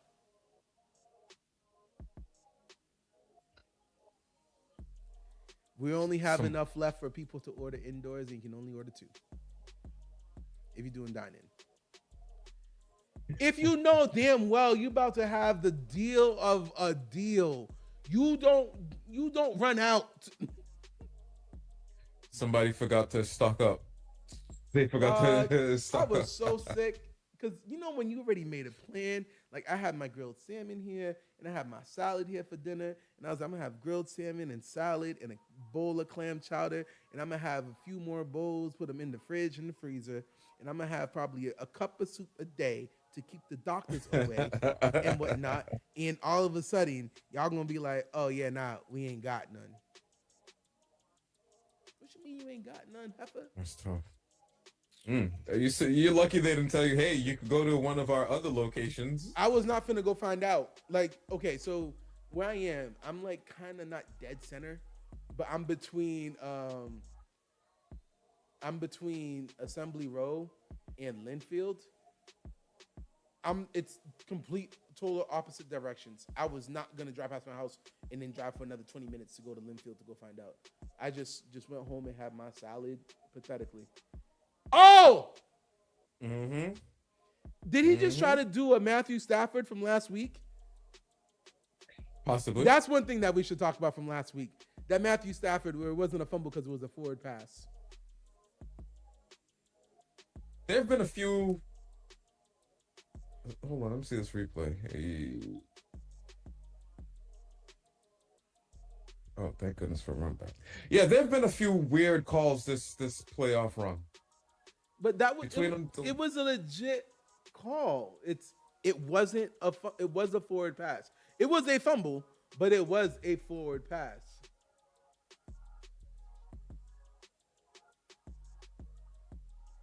The NFL has been around for years, and we're still trying to figure out what a catch is and what a forward pass is and what a fumble is. Because his arm went forward like he was trying to do a shovel pass. Yeah. So therefore, but technically, I feel like every quarterback from here on out should be like, it wasn't a fumble. Did you see that? My arm was kind of going forward. Yeah, it was going forward. Woo! Oh no! Wait, they're really gonna they're gonna take a Hail Mary? Really? Pick six. Let's go for a pick six. Oh, is Saquon hurt? He's getting his wrist taped on the sideline. Yeah, no, there's something in that last run. He's been like doing this with his hand for a while. Also, guys, at halftime, we're gonna take our halftime break as well. We're gonna go to our locker rooms. We're gonna go get our own speech and whatnot, and just to get ready for the second half. And we would come back better, but we're already coming out in primo conditions. So I don't even know how much better it can get. Tell them. We got to talk about some more about the Lions Commanders game. We got to talk about the Chiefs Texans game. The Texans had a chance, and I really feel like the kicker like, what's the word I'm looking for? Oh. Like, just dropped the spirits when the kicker dropped the ball. Yeah, ain't no way. Did he really? Oh no, I was saying the kickers dropped the ball, but the Rams did their job. They stopped it.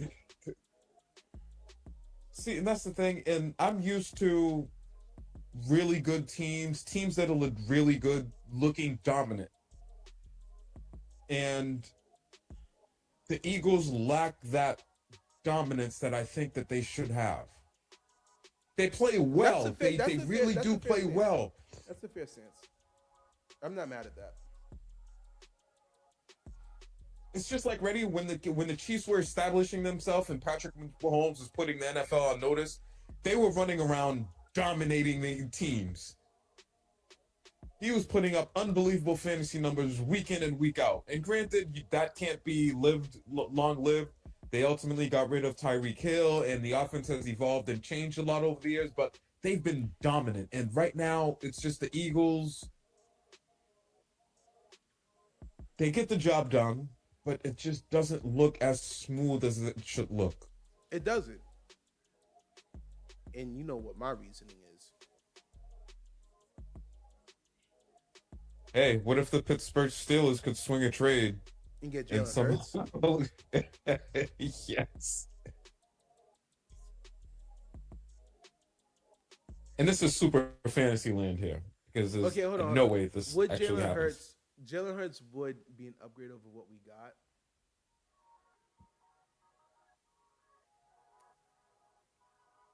I don't think I would want him.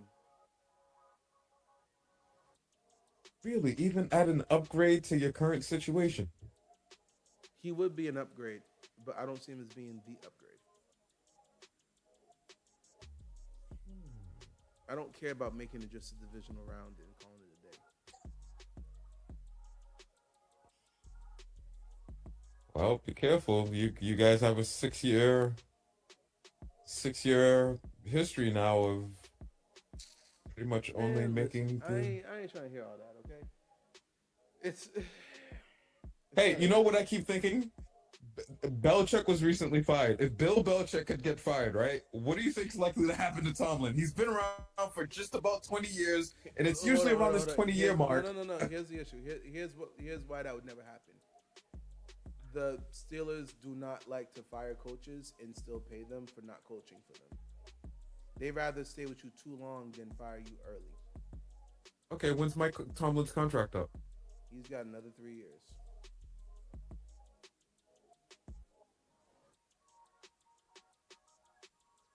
Well, at some point you gotta try something different, you know? Yeah, like invest in the offense.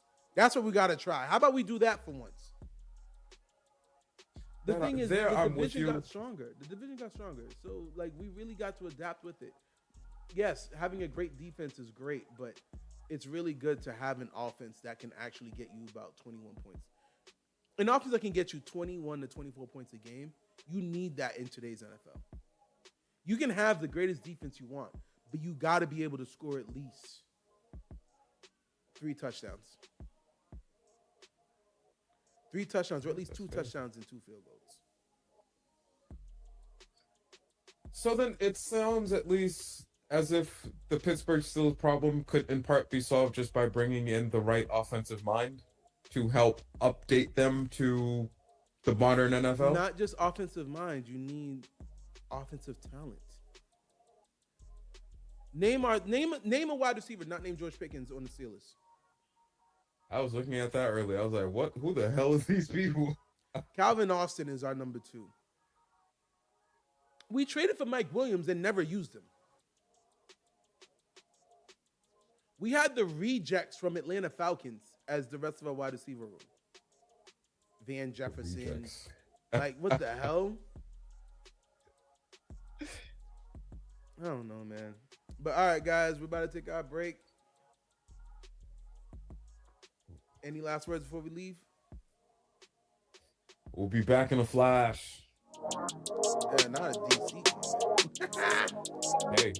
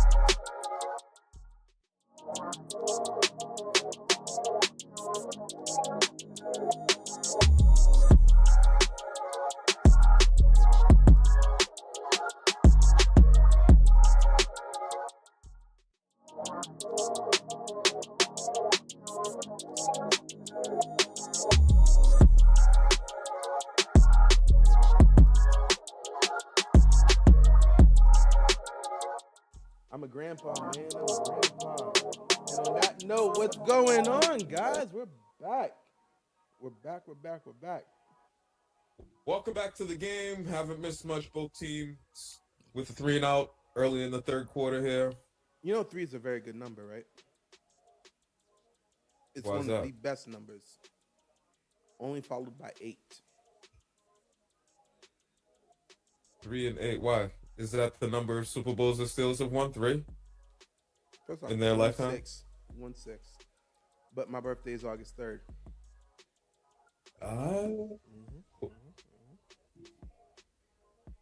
What was that? What do you mean? The play? I didn't see it. But yeah, so we are back. The game ain't moving much. It ain't doing much. So it is what it is there. Oh. Puka could not get to it in time. Let me see if I could kind of speed mines up. What are you watching it on? TV or the internet? Peacock. Oh, on Peacock itself. Interesting. I don't have TV. I don't have cable. I don't have satellite. Okay, that's a big play. Cooper Cup. Still out here making catches. Hey, listen, Cooper is not done. He was just hurt. People need to stop disrespecting him. He's at this stage in his career, he's what one would consider a veteran wide receiver. You bring him on the staff so that he's a role model for the team. He knows how to prepare, and he's still not that old. He can still be productive. He's not that old. Hold on. How old is he? Oh, he's 31. He is tiny. He's at that age. See? It's sad to say, in human years, 31, he's got his entire life ahead of him. In football terms, 31 years old, it's the twilight. You start questioning whether or not you can get up for this. Oh! Let's go Rams. Let's go Rams. All right, so while this game's going on, what else we got? I wanna switch from sports real quick. Talk some lifestyle stuff. Did you ever watch the Daredevil on Netflix? Yes. I enjoyed it.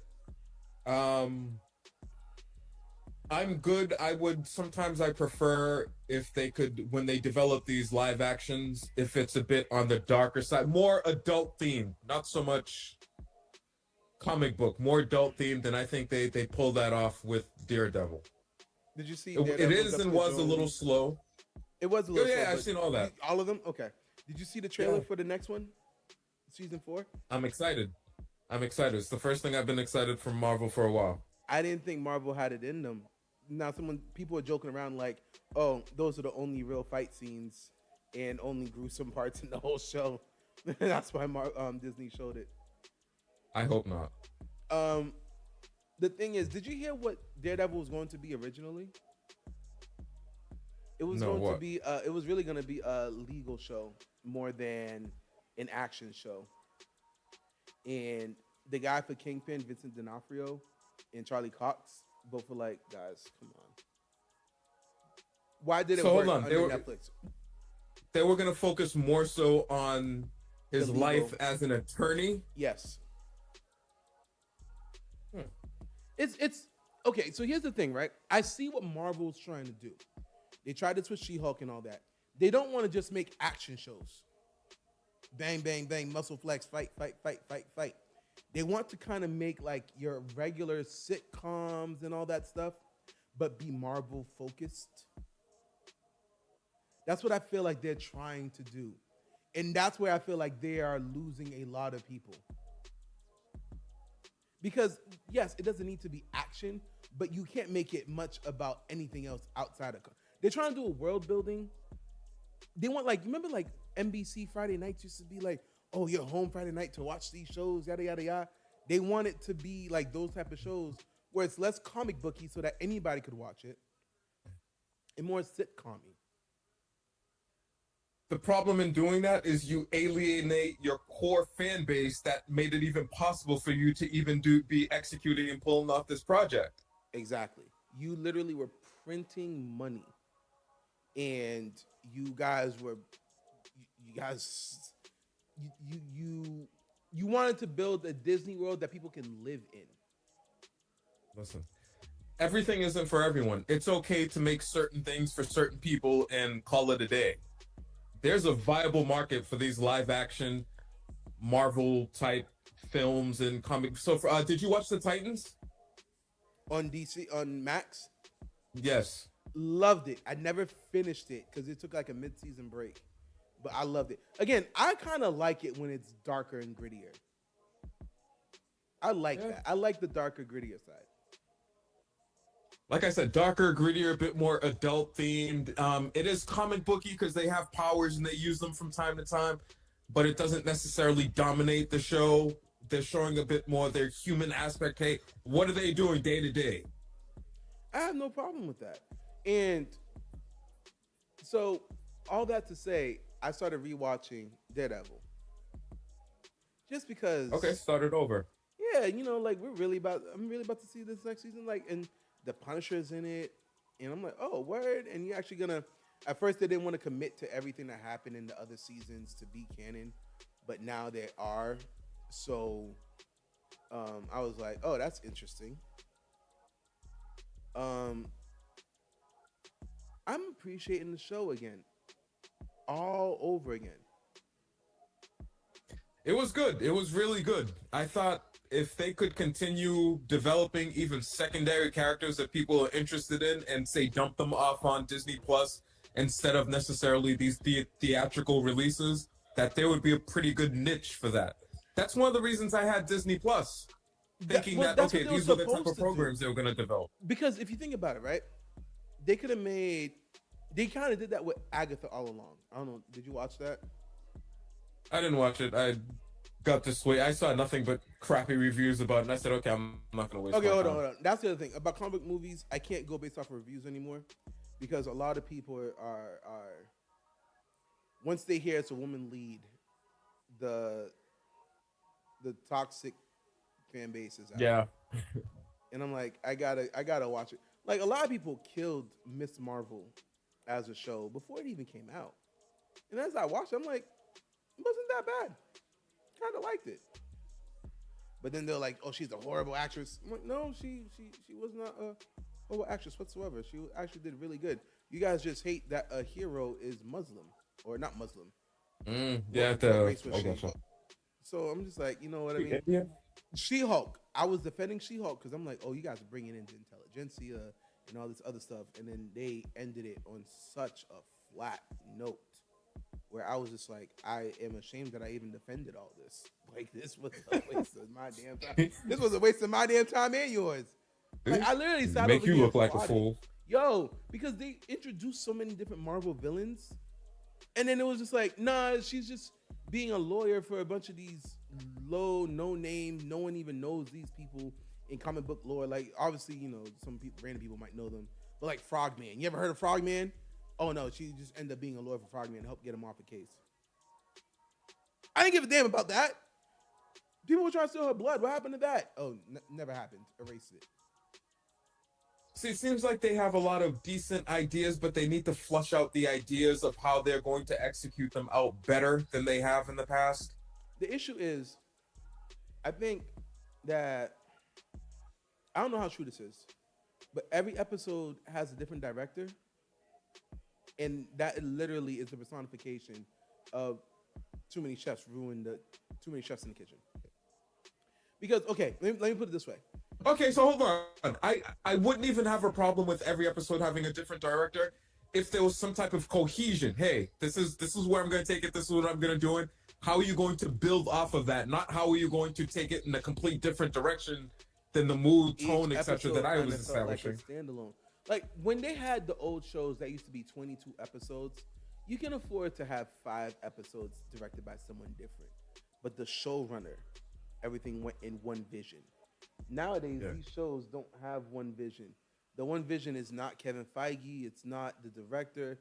I don't even know what Division is, and I think that's where people are really getting confused and annoyed with Marvel, where they're talking about like, where are we going?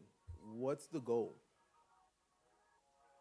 Um, and that's the issue, and that's why I'm really looking forward to DC. James Gunn, it's his vision. He is writing a lot of the shows and movies. He is doing it. That's a lot. He's gonna burn himself out. Did you watch Creature Commandos? Future Commandos? Creature Commandos. Oh, what's that? Isn't that on Max? Yeah, that's the first. No, I haven't. It's on my watch list. That is the first official DC material from James Gunn for the DCU universe. Peacemaker. Without spoiling it, how was it? It's a standalone show. No, okay, all right. Again, standalone shows is not a bad thing. It's just that when the vision seems like it's so many different things. No, he didn't leave. He's not doing this where he drops a whole bunch of breadcrumbs and then you're not paid off on it. No, like the show paid off itself. Okay. No, I could get not everything needs to be tied into the bigger picture. Take a risk, launch something that has nothing to do with anything, see if it goes. If it goes, it goes. If not, okay, hey, we gave it a shot. We tried something new. Did you watch Peacemaker? Yes, I enjoyed Peacemaker. I think John Cena pulled it off. He really did. It takes place right after Peacemaker. Peacemaker is canon. Okay. All right. So use that with what you will. It's all right. Did you see the Superman trailer? Yes, I did. What did I think about it? It was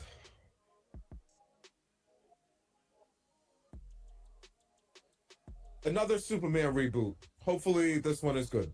I was more excited about the Daredevil. I was more excited about what I saw about Daredevil than the Superman reboot. When you say reboot, what do you mean? They're essentially every X number. Yeah, see? Should have been a pick. Every X number of years, they restart a franchise. So it's not. And I feel like that's what they're doing with Superman. Yeah, but it's not going to be an origin movie. That's the one thing I like. I don't know if you heard this. Okay, at this point, that's literally what James Gunn said. James Gunn said we don't need to see Bruce and Martha Wayne killed anymore. We don't need to see Uncle Ben killed anymore. We don't need to see Superman coming from Krypton anymore. We know this. And the one thing that he's doing that I really like with the DC universe is heroes and all of them already exist. I'm just dropping you in the middle of a world where they already exist. They're known. Green Lantern is already known. Hawk Girl's already known. When we start watching the cartoons, that's usually what it is. They drop you in the story, and they give you a few episodes of what's going on. You start figuring out, and then somewhere down the line, they give you some type of a background origin story of, okay, hey, this is what's going on with so and so. So, yeah, I'm excited about things moving forward. Let's say that. For DC. So if this isn't a reboot, let's go. They got the little dog. That I'm a dog guy, so hey, the dog saved him, took him home. Crypto. I was like, oh yeah, Crypto. Let's go, Crypto. Nah, I really do like it, and I'm hoping it does good. They are releasing it. When are they really? They're releasing it right after a Marvel movie. This is going to be a theatrical release, correct? It's not one of the Superman. Okay. Yeah. Comic book movie releases. Ooh. Jalen. Jalen Hurts might be hurting. Jalen Hurts is hurt. Whoosh. Ooh. I didn't see the hit yet. I need to take a look at the hit again. Oh, Ha.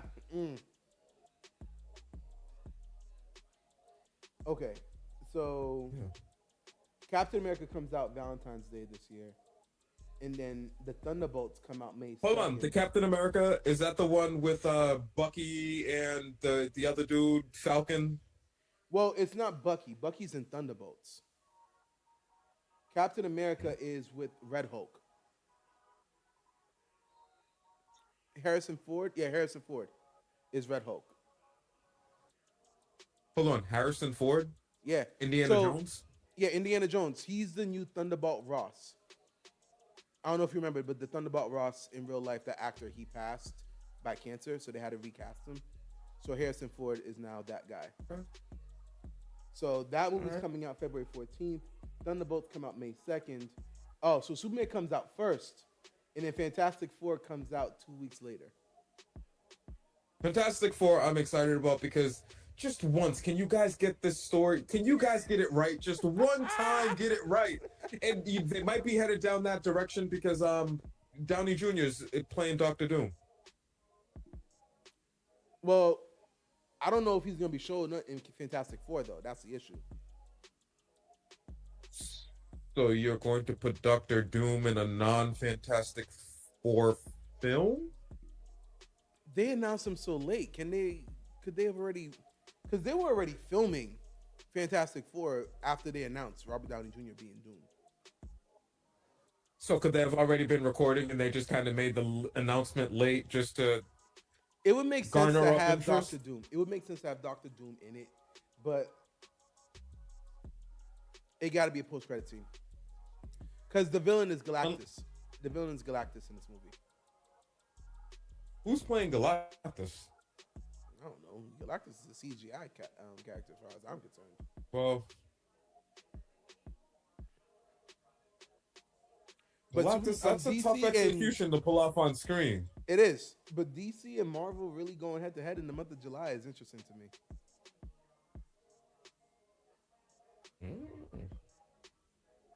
Yeah, well, are they trying to bring back the summer blockbuster? I think they are. I think they are. Yeah. Because honestly, movies have been lacking lately. And not to say that every movie needs to be a comic movie. That's not true. But to me, there hasn't been any movies I'm like, ooh, I really want to go see that. Too many films. There aren't enough films taking risks and trying something new and different. Too often, I'm seeing that everything is a remake, a rehash, a reboot. Like, okay, let's take a look right now. Like, I'm gonna take a look at AMC, right?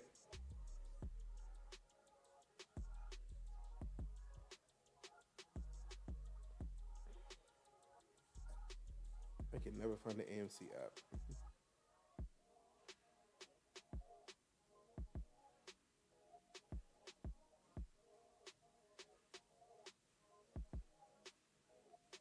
So they got the movie One of Them Days, Mufasa, Sonic 3. Sonic 3 I did kind of want to go see. I didn't really care for Did you see the first two? Oh yeah, I did. I'm a fan of it. I liked it. I felt like they did good. You remember how bad it was going to be originally? Do you remember the first trailer that they released? And then it looked like Sonic was just a kid in a onesie? And everyone was like, what the hell is this? And they made, like, the reviews were, the outcry on the internet was so loud. And I'm not going to lie, I was one of them. Because I'm usually like, okay, cool. You know what? Like, let's see how it goes. Let's see how it goes. No, it did not get to that point. I was like, what the hell is this? We got better money in CGI budget than to do this. To the point that they had to redo the whole, every Sonic scene and change it. And they did it for the better. Hold on, let me find the original Sonic versus... Oh!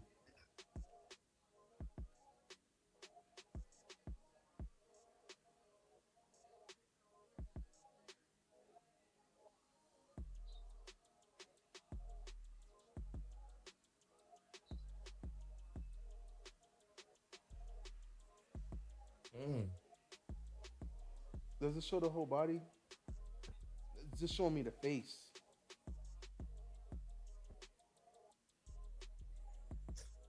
There's nothing playing at AMC right now that I'm running out to see. Exactly. There's nothing.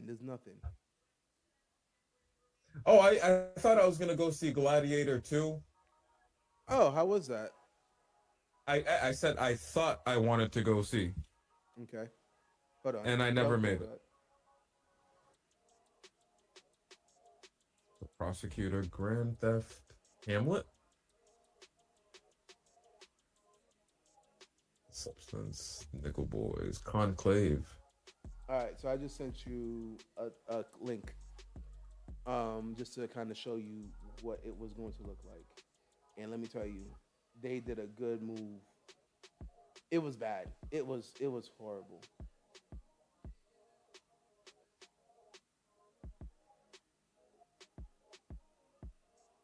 Anyway, so they made them redo the whole movie. So I was a fan of it. I like it. The little kid in me still appreciates the Sonic movie.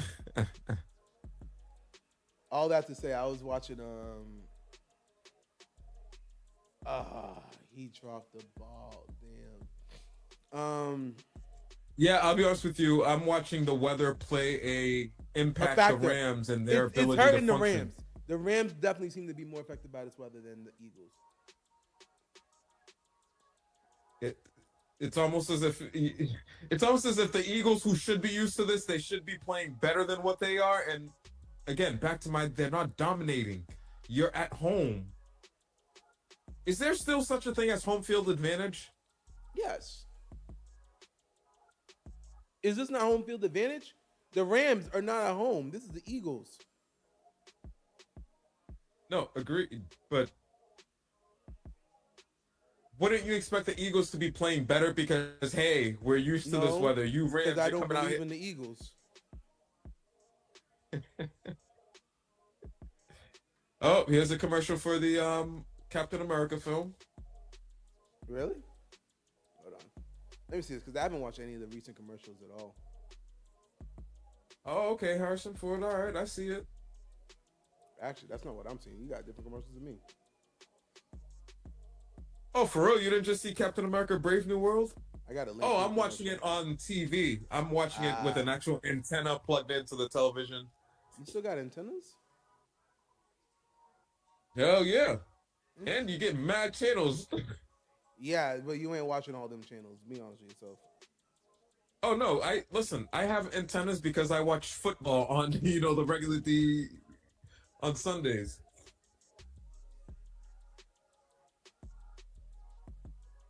Okay, but anyway, that's what I'm watching right now. I'm just watching some.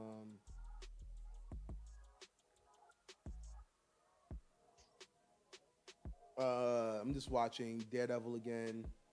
Um, Solo Leveling is an anime that I'm watching. Ooh, fire show.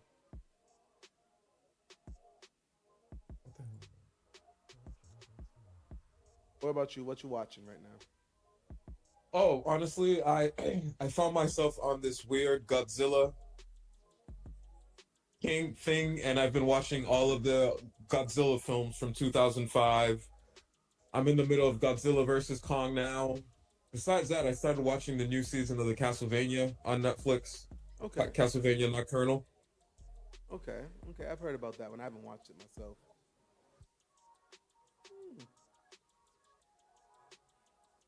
Okay. Yeah, I can't. I don't even know what it is. I found myself just super curious about Godzilla, and I started watching them. Now you know what the next one's gonna be. You're gonna be curious about Planet of the Apes. Oh, been there, done that.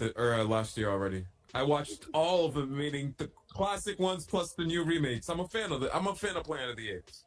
Really? I like the concept. I just Yeah. can't get into it because I feel like it's racist. I know it's probably not, but I really feel like it's racist.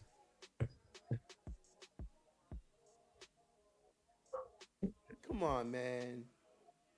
Nah, the niggas are getting smarter than us, and we're getting dumber. Come on, you can't tell me there's no racist undertones into that. Like, Hey, it could be. We're becoming rednecks and we're getting dumb, and then they're getting smart and they're evolving. We must suppress them. Have you watched them? I forget. No. It was a. See, you gotta watch it. It was some type of medicine that was developed that caused them to develop like humans. Mm-hmm. It wasn't just random. It was, hey, scientists in the lab doing something. They Mm-hmm. created something that impacted what? Yeah, shut. You know what? Go away. Nah, because you act like they did not drug test on black people back in the 80s and Oh, 70s. I'm not. Listen, I'm not denying that at all. Is that a touch? Safety? I would love a safety right now. Oh, wish granted. How? That's a safety for real. Well, let me see if my tablet could get me earlier, further down. Wish. And if the Eagles lose, you ready for the argument? Hey, Jalen Hurts got hurt.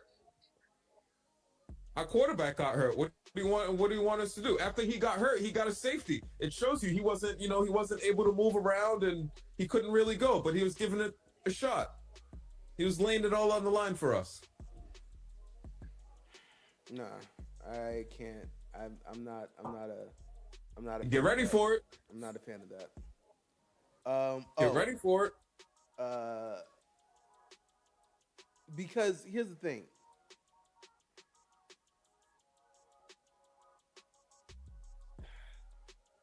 I don't like using injuries as a cop out.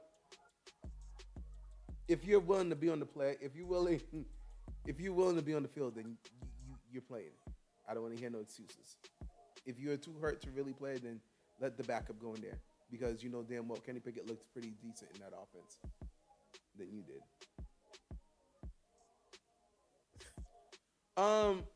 Another show that I'm watching right now is Traders. It's on Peacock. Have you heard of it? Trainers or traders? Traders, like you betrayed me. Okay. It's they have, I believe it's like 16, reality TV stars like House of Atlanta, Housewives, some Survivor players, some Big Brother players, and then some other people who might be like athletes or something like that. They put them all in a house, and it's kind of like Mafia or Werewolf.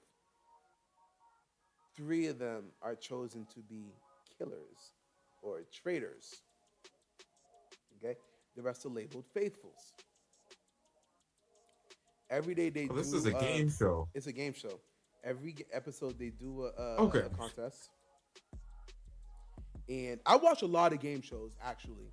I underestimate how many game shows I actually do watch. I watch a lot of game shows. But so every week they play a contest to add money to the pot.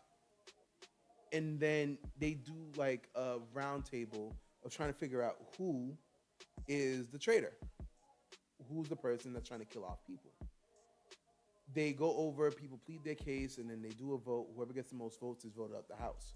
Then they got to reveal, are you a faithful or are you a traitor? And then at that point, they reveal if they're faithful or a traitor. And then at the end of the night, before the next day, all the traitors get together in a room, and they decide, you know what? We're going to kill X. And that person is now booted off the show. And they are killed, so to speak. In that sense, the next morning, everyone's shocked. Oh my God, they killed who? Damn, we got to find who the killers are. And a lot of times, like, it's really, people will be talking and everything like that. And it's just a game show of like, find the killer before they kill us. If the motive for the traitors is, if they make it to the end, they get the entire pot. The faithfuls. Okay. If only the faithfuls are at the end, then they divide the pot amongst who's remaining. All right. Makes sense. It was very. It's. I like game shows like that. Big Brother. There was this game show. So you're a Survivor kind of guy. I do watch Survivor. I didn't watch this year. I did not watch this year. Well, I can't say this year because they have it like twice a year. There was a show on Netflix that I really did like. That was a game show. It was called Devil's Plans, but it's all Japanese. Japanese or Korean? Asian. Let's just say Asian. It was all Asian. Man, listen, they took some of the people with the highest IQs and had them play these intellectual puzzles to add money to the pot. And it was It was very cutthroat. Them Asian niggas were not playing around, bro. They really were like.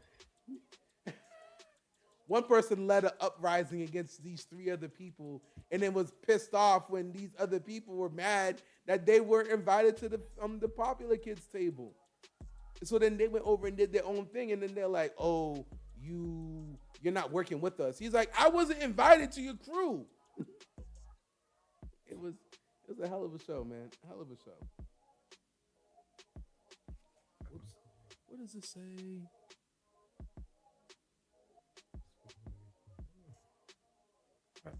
I haven't been to Peacock for a while. Peacock got something. He got a few things. Yeah, I'm looking at my list now. I came in and added things to my list, and I just haven't been back here in a bit. So, did you watch Squid Games too? I didn't watch 2 yet. I loved 1. I didn't watch 2 yet because I'm not sure how it's going, and I'm afraid to watch it and then be disappointed. What did I think? Did you watch 2? I did. But the awe factor was removed, but I wasn't as disappointed as what I read everyone else was online. Oh my goodness. Really? Please don't say that. I'm rooting for the Rams. Yo, it's really snowing now. Yeah, looking at highlights from the beginning of the game till now, beginning of the game, you could still see the grass, and now everything is, yep.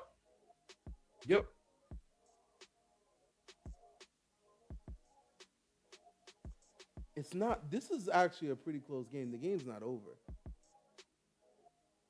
No, it's not, but the Rams are almost trying to give it away, and it's as if the Eagles don't even want to put them away themselves. Very much so. Hey, somebody win the game. That's the Rams are 100% impacted by the weather. You can see it. Their execution is a little off. But the Eagles, in my opinion, this is your home, guys. You should be able to function in this a bit better than what you are. So are you saying that you don't think the Eagles are as good as people are telling them to be? Or pick them out to be? I don't fully believe in the Eagles. I believe in Saquon Barkley. I believe in A.J. Brown. I believe in a few of the players on defense, but as a whole, Saquon's about to punch it in. Nah, Jalen Hurts. Either that or the tush push is coming. And the game's not over, because even if they score a touchdown here and hit the PAT, they're only going to be up 8, and that's just a touchdown and 2-point conversion. And honestly, in this type of weather, I don't know how the weather's really affecting you, but I don't know if I'd want my kicker to kick a field goal in this weather right now.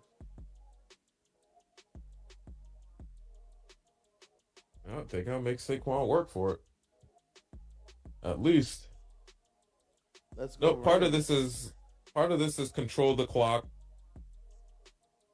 But there's too much time on the clock to really try to control the clock from this close to the end zone.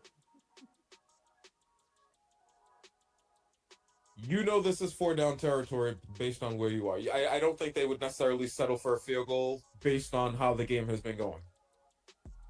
And I get it's early in the 4th. I get it. What's more likely? I think that the Eagles should go for it on 4th, even if they don't get it, because the Rams haven't proven that they can go the length of the field and execute and score. See? Did he get in? Yes, he did. All right, 3rd and goal. Eagles. Saquon. Yep. Oh, damn. Gets the job he came from underneath. I was looking above.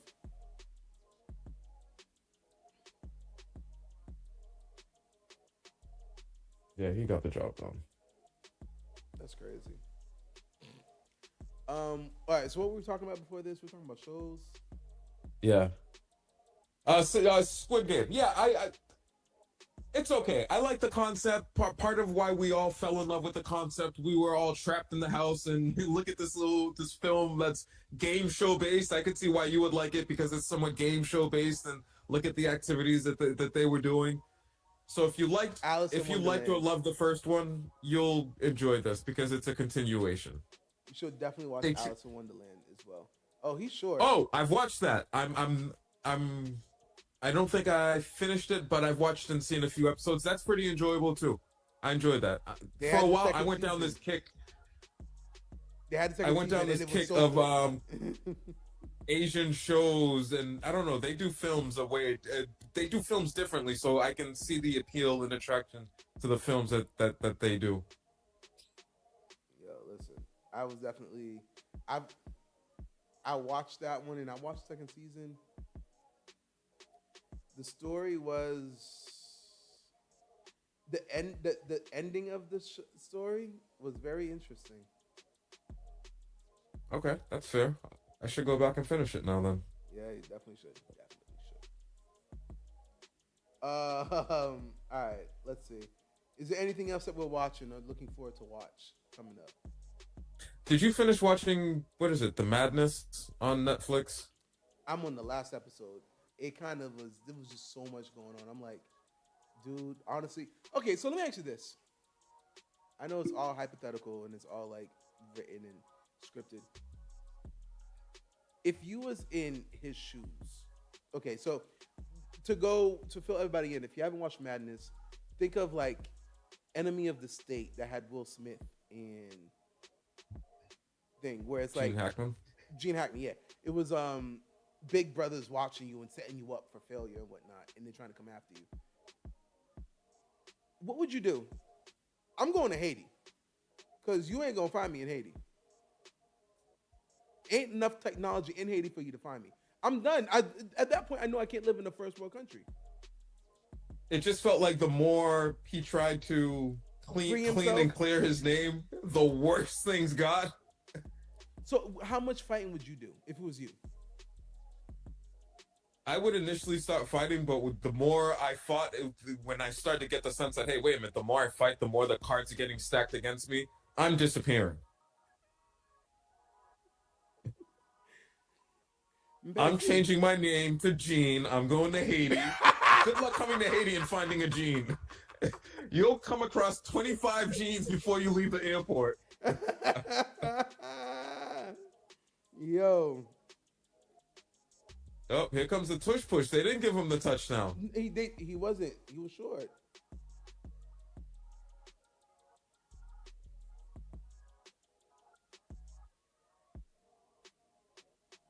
Oh, why the... My God, look at the snow. It's really snowing. Okay, so... False start? Oh, a false start?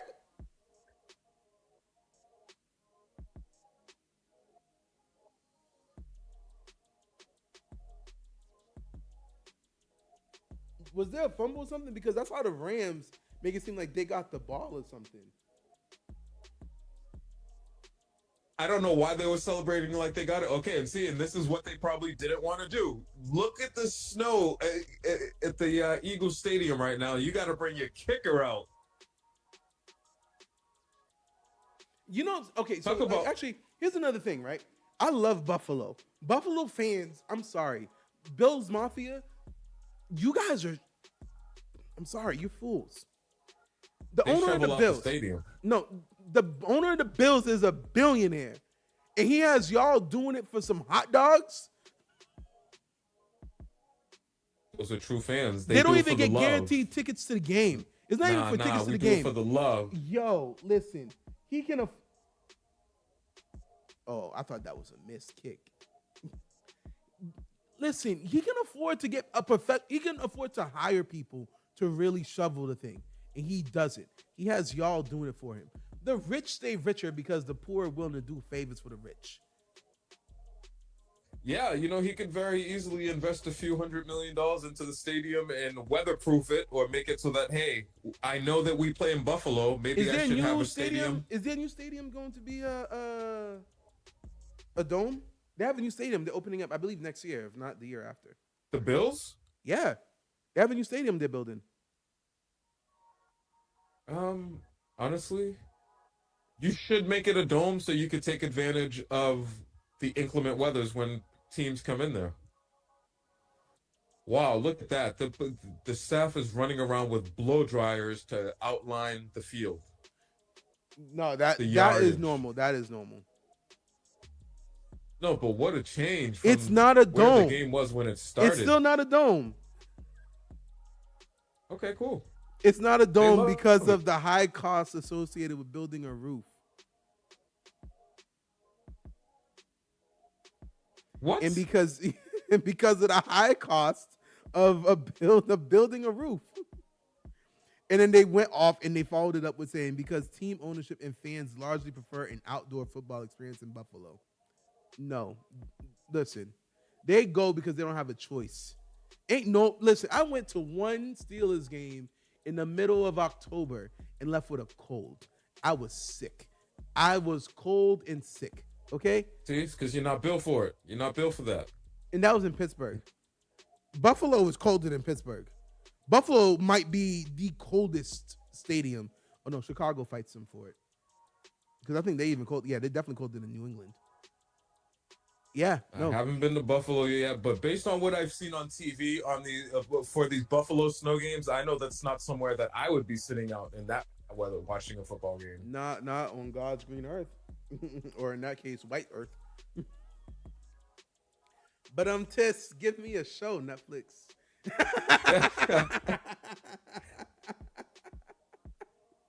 You know, the Rams could still get this done. No, they're not out of it. Wait. Did the Eagles go for 2 and not get it or something? They went for a field goal. They didn't have 12. They scored the touchdown. It was 4th down. They went for a field goal. They only scored 3. No. It was No, it was 16. They just went for a field goal. You're right. It was 16. It was not a touchdown. Okay. Because they had a 1-point lead, and then they hit that. Yep. That's crazy. Yo, this is becoming a whiteout game. And then it's just a shame. It's a shame to watch the weather play such a critical role in this game. I have no problem with it. I don't mind weather impacting games because the thing is you weren't surprised. You knew it was going to snow. It was in the forecast.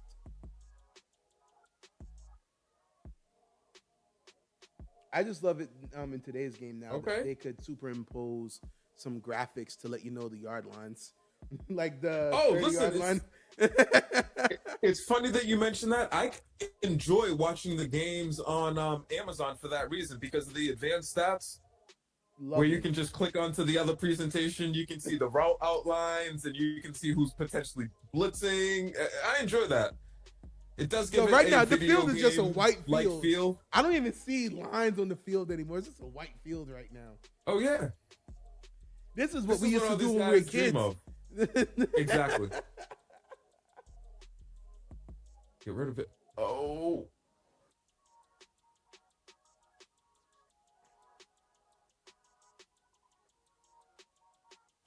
That is nuts. Oh, Stafford's playing without a gloves on. Oof. As a quarterback, that's got to be tough. Not in this weather. Ooh. Tip that arm.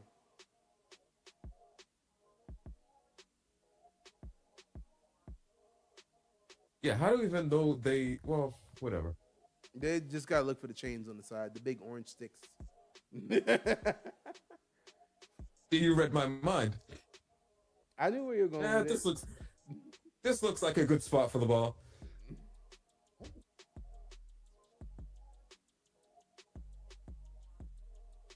God, is that considered a tip?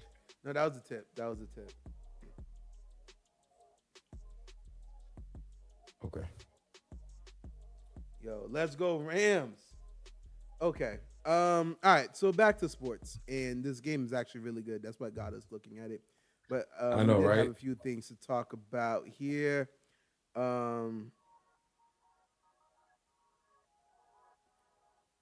Wait, actually, before we even go, who's winning tonight? Bills or Ravens?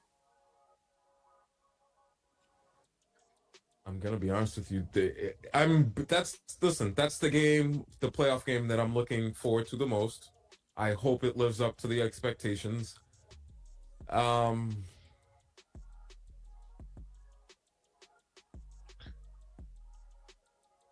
both quarterbacks are great. They're so the two. Oh my goodness! Hold on. Oh,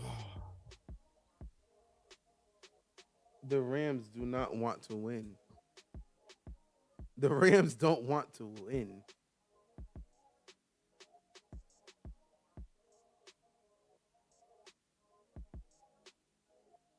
and I know we're on a visual broadcast and we gotta keep talking, but the Rams just fumbled the ball. Neither one of these teams seemed like they really wanted that bad.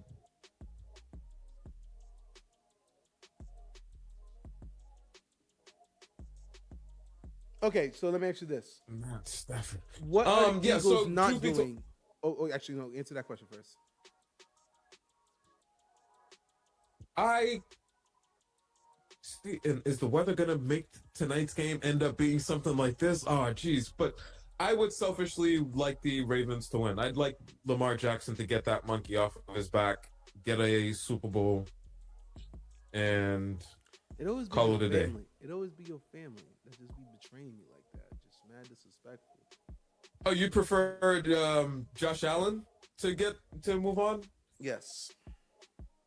I ain't Why? looking for no damn rat birds. Listen, I'd like Lamar to get a Super Bowl. Derrick Henry's been in the league now, putting in the work. He deserves the Super Bowl. And My friend AJ says it best. You don't. No one deserves a Super Bowl. If you deserve it, you go get it. okay, I'm with you. It's their year to go get it, then. It's their year to go get it, and they should hopefully get the job done. Now, this is where hopefully Buffalo can take advantage of inclement weather, use that home field advantage, and come away with a win. But if the Ravens come out and at least begin executing the way they executed last week, it's just weird. I was watching information on First Things First, and these two teams are so well matched. This should on paper, based on what's on paper, these teams are very well matched, and it should be a good game. Agreed. I got no qualms on that. There's not much separating them. It's not like Josh Allen is head and shoulders above Lamar Jackson. They are neck and neck, just right there with one another. Fourth down. Already? Love it. I'm going with the Bills, namely because Josh Allen has accomplished a lot and shown the only issue that Josh Allen ever had was interceptions. And he's improving that shit. He's improved dramatically on that. I think that's all he needed to do. He still needs to get himself a bona fide wide receiver one, but I believe this is the year that he can do it. I ain't gonna go with deserve because ain't nobody deserves Super Bowls. No, well, you get yourself Super Bowl. Okay, you win deserve, but you played to win the game, Marvin. You played to win the game. Let's not. Lamar Jackson has put in the work. He's potentially on the verge of what would be his third MVP award this year. For whatever reason, they just haven't been able to get over the hump. And this year, it seems as if they've taken all the right steps to do that and get that accomplished. He played well against the Steelers, something that he historically never doesn't do. He beat them twice, once in the regular season and then again in the playoffs, and came out looking very dominant in doing that. One of the biggest knocks against Lamar Jackson is the fact that he hasn't performed well in the playoffs, and let's hope this is the year that he gets that monkey off his shoulders. Yo, listen. Okay, so back to this game that's actually going on right now. What is the reason? We got 8 minutes left in the game. The Eagles are up 19-15 on the Rams and driving, and they might score. What's the reason why the Eagles haven't put this game away? What's the reason? I don't want to blame the quarterback. I would say The weather's playing a role. However, this is my problem with the Eagles. Even when they're winning, they don't look as. Saquon Barkley looks great. You can expect him to do something amazing every single game, but it doesn't look like a fine, well-oiled machine that's out there on the field operating. You know you want to say it, just say it. You're beating around that bush. I'm not putting this all on the quarterback. What do you mean? You want to say it, but you just don't want to say it. You just don't want to say it. You want to say it, you just don't want to say it. It might be coaching. Coaching might be playing a factor here. Who knows? But we're not going to put this on the coaching. No, truth be told, the quarterback, I think that. Oh, speaking of quarterback, we may have to reassess Justin Herbert. Yes. But he might be along those lines of, well, hold on. Have we been we should reassess how we're grading you and judging you. It's possible that during a season where your team did some amazing things and you were at the helm, that maybe we, the fans, in an effort to get so excited and want to see you do so well, maybe we thrust you up to a level that you weren't quite ready to be at. And so we should take a look at it and say, okay, hey, are you really doing enough? This is only a 7-point game. So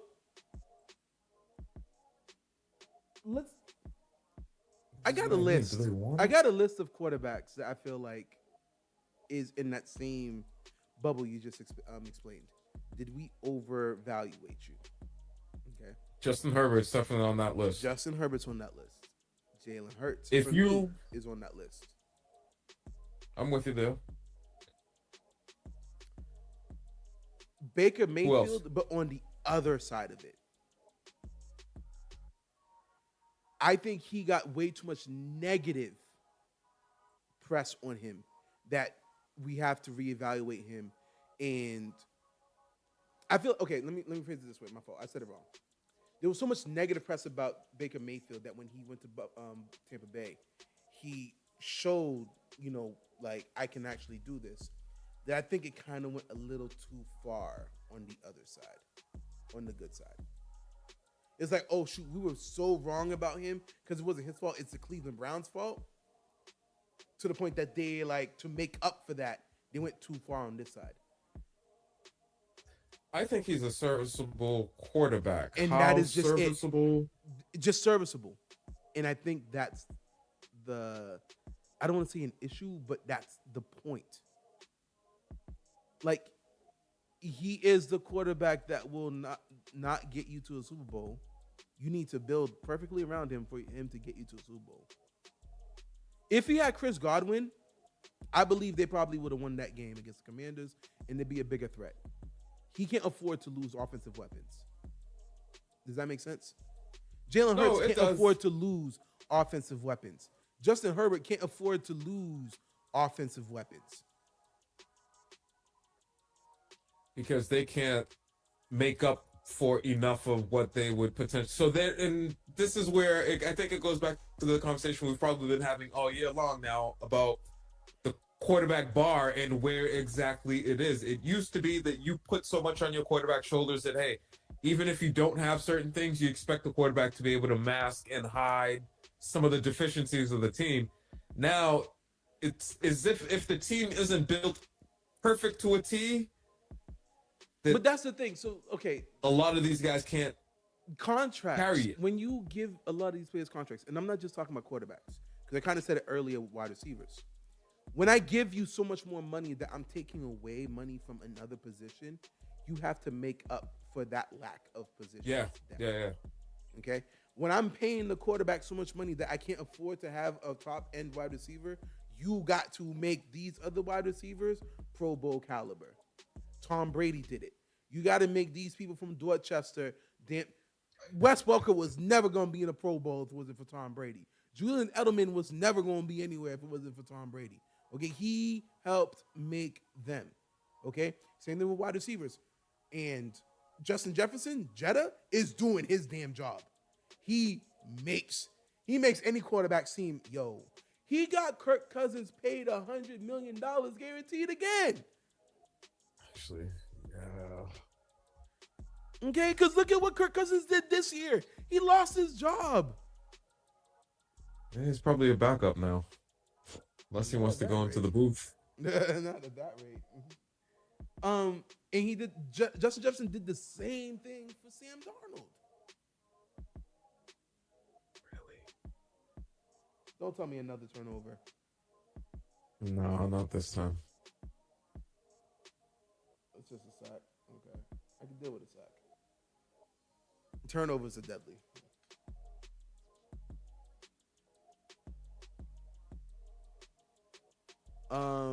But okay, so Baker Mayfield, I feel like is in that same breath. Okay, I could say that. I think we hit the nail on the head. Ready? He's serviceable. He can come out, make some plays. He's gonna have a few bad games a year, but overall, he can keep the ship afloat. Tua is another one. I don't. We believe gotta. I quite we know need what to Tua is reevaluate yet. Tua. We need to reevaluate Tua. And the thing is, he's good if he's not injured. Take the injury aspect out of it. He wasn't good towards the back end of the year. This year. That team is built like a track team, meaning they're built to somewhat outrun you. And once you start getting into the later parts of the year, where, for example, if they were playing today in this weather, I could see the Dolphins being extremely impacted. They wouldn't be able to function. They wouldn't. They really wouldn't.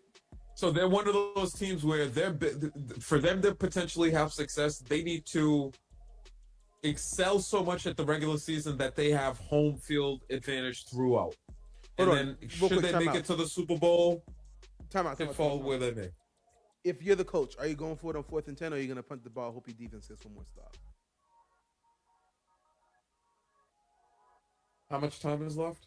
4 minutes and let's just say 30 seconds. It might be 4:54. I'm punting and hoping that my defense can hold them. For the most part, the defense has held them. It's 22. They've only scored 22 points, the majority of which have been field goals. Okay, fair enough. All right, so I agree with you everything you said with Tua. Completely agreed. There was another quarterback I had on the list. Who was it? Trevor Lawrence. The Prince. Trevor Lawrence, Justin Herbert, these are people that if you don't know anything about them and you're reading their stats on a piece of paper, that you'll say, hey, I want that guy to quarterback my team. Whatever. You know what? I'll take it even further. If the Chargers had called the Steelers today and said, give us Justin Fields and give us Justin Fields and George Pickens and we'll give you Justin Herbert. Appreciate you guys. Have a nice day. Now, Justin Fields obviously is not under contract, but you know what I mean? If the Jaguars called and was like, we'll give you Trevor Lawrence, I'll take Trevor Lawrence. I would take Trevor Lawrence. I really would. I would take Trevor Lawrence to be the next quarterback of the Steelers. I'll take Justin Herbert to be the next quarterback of the Steelers. I know we're talking about did we overvaluate them or whatnot. That is the question. But the upside of yes, we need to reevaluate them, but they're going to always sell you on the what could be, what it could possibly be. There's no way I could fail with this as my quarterback. I wouldn't necessarily feel comfortable rolling the dice on a Trevor Lawrence right now because he's had some weapons down there. It's not as if he's one of those quarterbacks where they've asked him to do so much. He's had Calvin Ridley. He had Trevor Etienne, the running back. Travis Etienne. There was another wide receiver that was down there. So he's had some weapons, and it's like, well, what are we doing here? He's not one of these young quarterbacks that's come in and they've dropped him and he hasn't had weapons. He's come in with weapons. If anything, he probably came in best positioned for success based on what he had around him. than some of these other quarterbacks. What a normal quarterback would come into.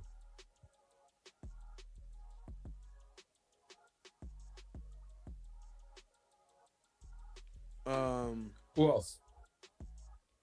Trevor Lawrence, Justin Herbert, same boat.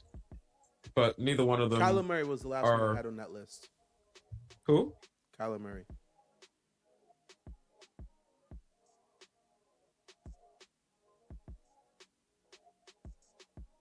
Wouldn't his case be more injury related than anything? He wasn't injured last year. He was not injured last year. So what do you? All right, game over. Really? Saquon. Yep. Saquon. And that right there is why I believe A.J. Brown is gone. Granted, today was a weather game. You couldn't necessarily move the ball through the air, and the passing game is going to make the biggest impact. However, if and when AJ leaves, Saquon should know that he's not necessarily going to be able to keep doing this because they're just going to now stack the box unless there's a legitimate number one out there. Yeah. No, for real. Like, hold on. What's AJ Brown's numbers for this game?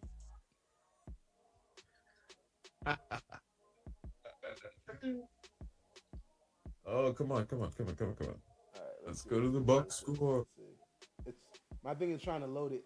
Oh, they missed the PAT, so they're still in the game. Oh, what do you mean? It's still a 13-point game. It's still a 2-possession game. That's what I mean. The Rams are still in this game now. AJ Brown, 7 targets, 2 catches, 14 yards. 7 targets, 2 catches? Yep. Early in the game, it felt like they were almost force feeding him. A couple times he was. Yeah. You're right. They were. A couple times he was double teamed, and he's throwing the ball up. Like, what are you doing? See, Rams, I don't want to hear it because Saquon Barkley's running just fine in this weather. Saquon Barkley's been in New York and Philly. Running in snow ain't new for him. Again, this is weather played a factor. I don't care what anybody says. Weather definitely played a factor. Okay. He's got 24 touches, 196, and 2 touchdowns today. And I still couldn't get to fantasy playoffs with him on my team. That's crazy. Okay, so let's take a look. 7 targets for AJ, 2 catches, 4 targets, 4 catches for Goddard, Barkley, and Devonta Smith. AJ just had a bad game. AJ can't complain. Back to bad. Back. No, well, he's got the targets this week. Last week, he didn't get them. Goddard kept continuously. Leading up to last week, Goddard seems to have been a bit more. He's getting the ball a lot from Jalen Hurts. I don't know if it's game plan or what it is, but he's getting a lot of targets from Hurts. Yo. Hold on. Yeah, even though it's a 13-point game. In this game?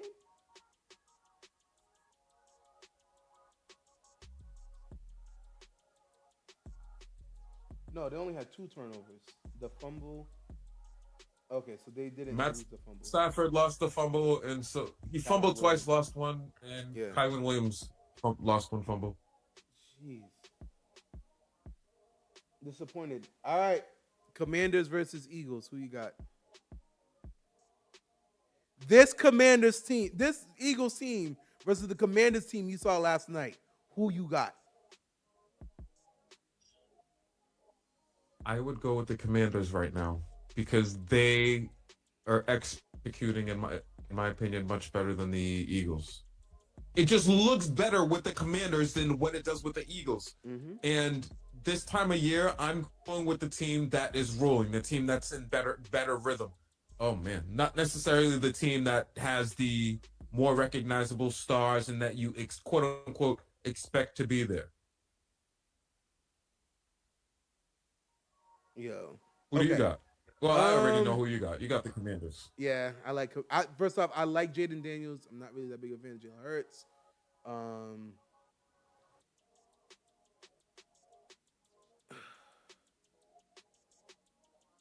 Eagles defense is better, but the Commanders offense is better. It's really going to be Commanders offense versus Eagles defense. Which one's going to win?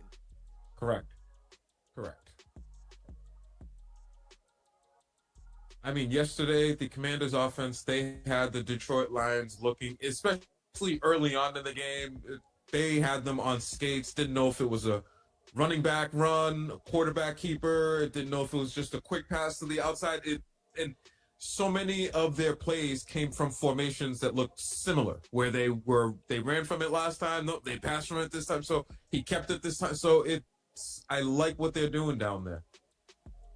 I really do like what they're doing down there. No, yeah, the game's that'd over. have been a crazy throw if he made that. They're done. All right, Next so year, Kyler Rams. Murray. So Kyler Murray, I feel like he needs to be reevaluated. He was not hurt this year. He was fully healthy all season. Well, what did his numbers look like for the year as someone who is fully healthy? All right, so he led the team to a wrong team. He led the team to an 8-9 record.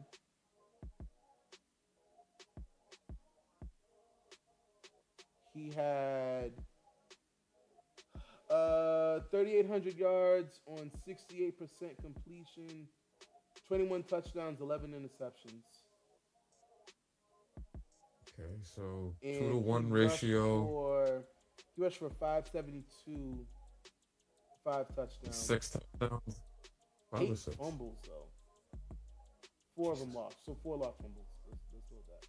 So 15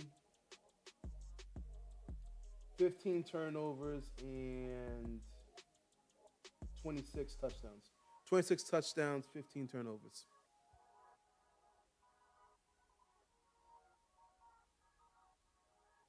Oh, this is not over. The Rams scored a touchdown here. Do you onside kick or do you kick off? Remember how earlier you said the defense was holding the offense back? The defense was actually, it's only 22 points. Defense was doing it, and then the defense let Saquon break one free. So do you kick it off or do you go for an onside kick?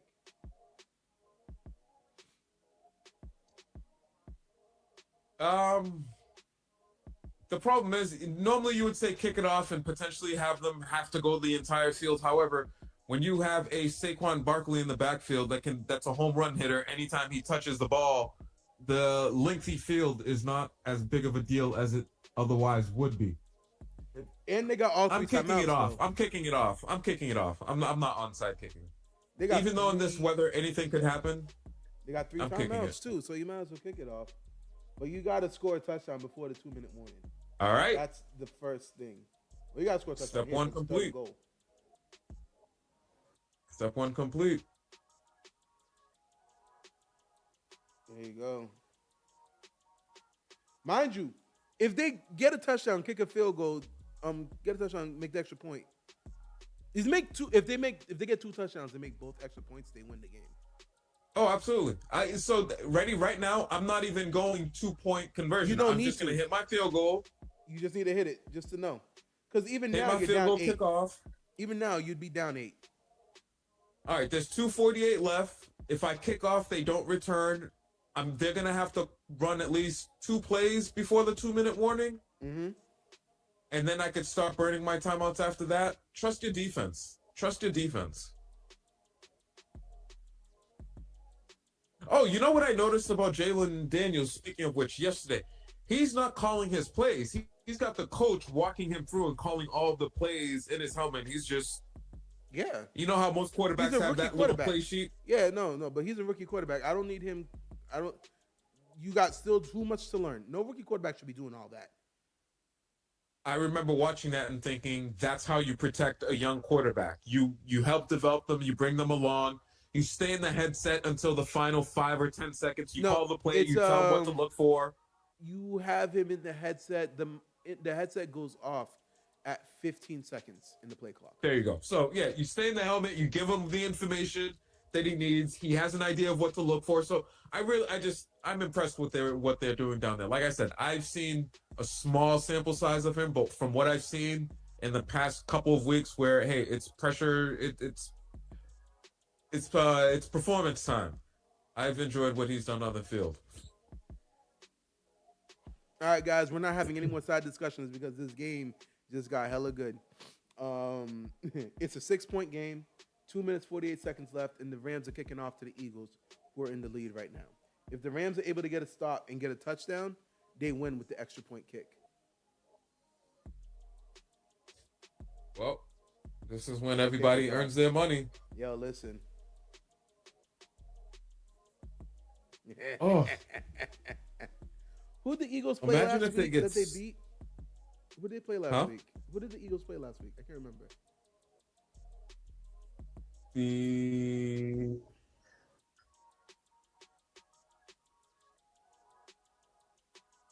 Honestly, I don't remember either.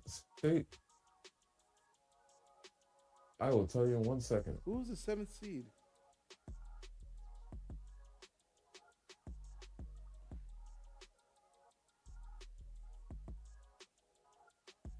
Oh, the Broncos.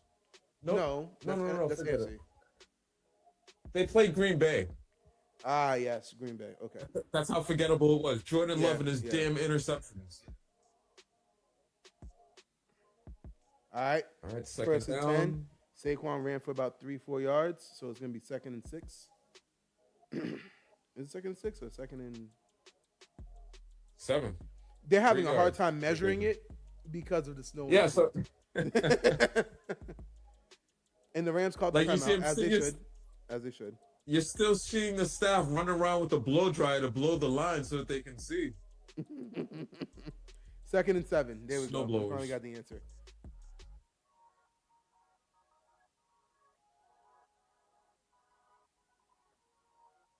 Hey, is this 4-down territory, you think, for the Eagles, or should they feel comfortable for the Eagles? You think so? No, you punt the ball away. I need you to march the field. What do you mean? Oh, you think like? Are you saying like if it's a 4th and 1 or 4th and inches? Oh, you're ahead of me. Actually, no. That's another thing that I picked up on the Commanders-Lions game. To a certain degree, I think the Commanders beat the Lions at their own game. Yes, they did. The Commanders came out and they were pretty aggressive, right from the jump, going for it on 4th down. And if the Lions stayed true to themselves and stayed aggressive as well, it would have been better. But no, they were aggressive. It's just Jared Goff could not deliver. Yeah. And then he felt the pressure. He felt the pressure like, I got to do what I got to do. Oh, this is amazing. It was a sack on 2nd down on the Philadelphia Eagles. It's now 3rd and 19. 3rd and 19 in the snow. Is this a snowstorm or just a snow? I think this is just a regular snow. It's just the fact that it's not melting on the ground. It's fluffy. Yeah, it's accumulating. By the way, first of all, aren't we supposed to be having snow right now? Yo, it's supposed to start raining first. It's supposed to start raining first. Like, what the heck?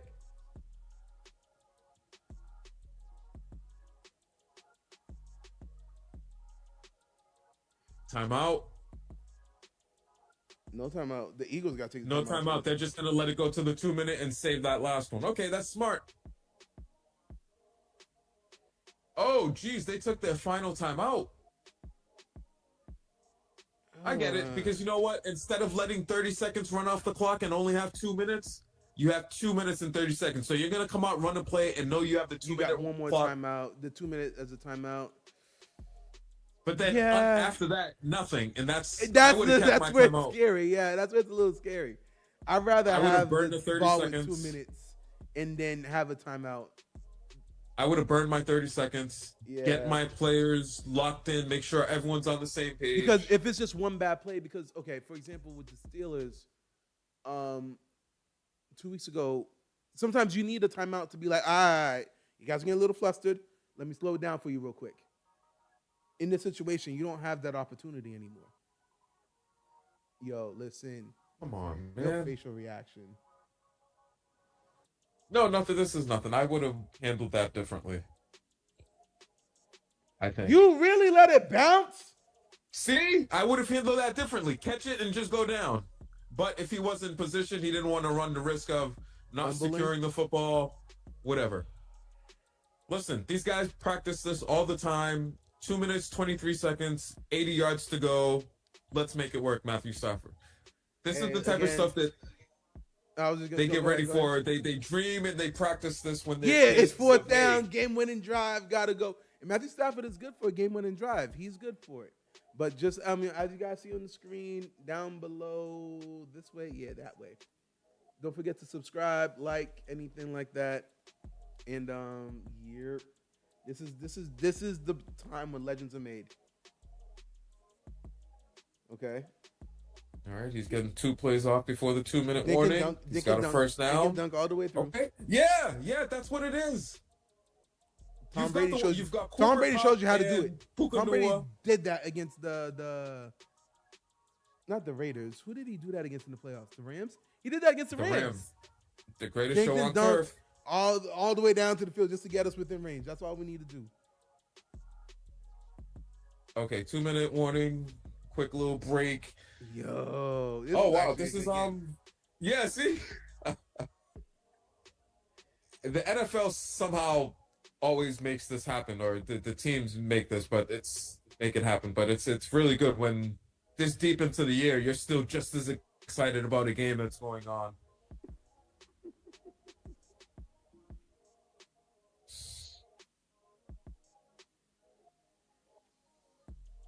Okay.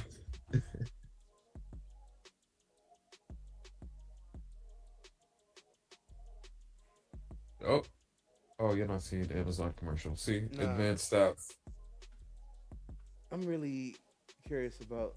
Oh, this is interesting. Okay, yeah, no, this game is actually pretty good. This week, anything new this week? What do you mean? Just keep watching. So let me see. Like for myself, I'm just gonna keep watching my solo leveling on anime. Keep watching Daredevil to catch up before next season comes out. Creature Commandos is completed. Hey, I'm when's gonna the get new it. Daredevil coming out? I know it's 2025. It's I believe March. Hold on, let me get you the I exact remember date. thinking, geez, March they 4th must or really something. want to promote this. I remember thinking they're starting their promotion run pretty early because it seemed like They it was never a do it bit early out. whenever it comes out to like online shows. March 4th. Oh, that's. We're more than halfway through January, right? So that's right around. That's only I about know. 4-6 My weeks away. bills told me we're more than halfway through January. My bills reminded me.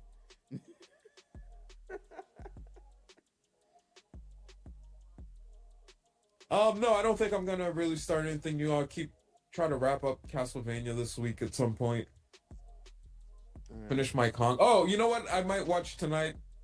Conclave, just because I like weird and I'm interested in conspiracy films like that. Conclave, it's on Peacock actually. That church conspiracy theory. I Film. don't know. I don't know which one it is. I listen. Conspiracy theories will get me down a rabbit hole, and I found out it's just best for me not to watch those because I'm not to say that I'm I enjoy gullible, that but at the stuff. same time, it's like, listen. Here's the thing. Do I believe some conspiracy theories are true? Yes, but you know what's really great? Ignorance. Ignorance is bliss. Okay. Oh damn. Okay. Yo, Yeah, I need to ignorance is get. bliss I is need to good. get your. I need to go buy me an antenna this No. week. Actually, you know what I was thinking? I need to just start watching it on Peacock because that's what you're watching it on, and then I'm pretty certain that will put us both in sync. Yo, that would have been a crazy catch if it happened, though. Come on, there we go. Let's see, go back.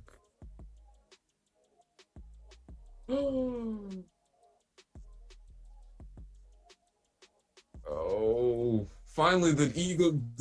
Oops. Damn. Sorry about that.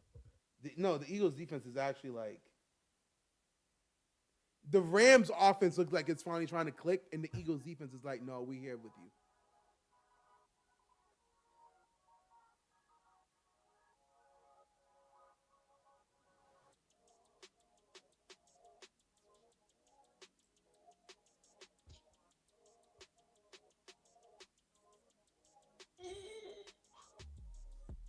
Okay. Fourth quarter, minute 50 left in the game? Is that what you see on your screen? Third and 10. Third and 10. They're showing the replay? There you go. And Okay. they just converted and got a first down. A minute 40 seconds and ticking.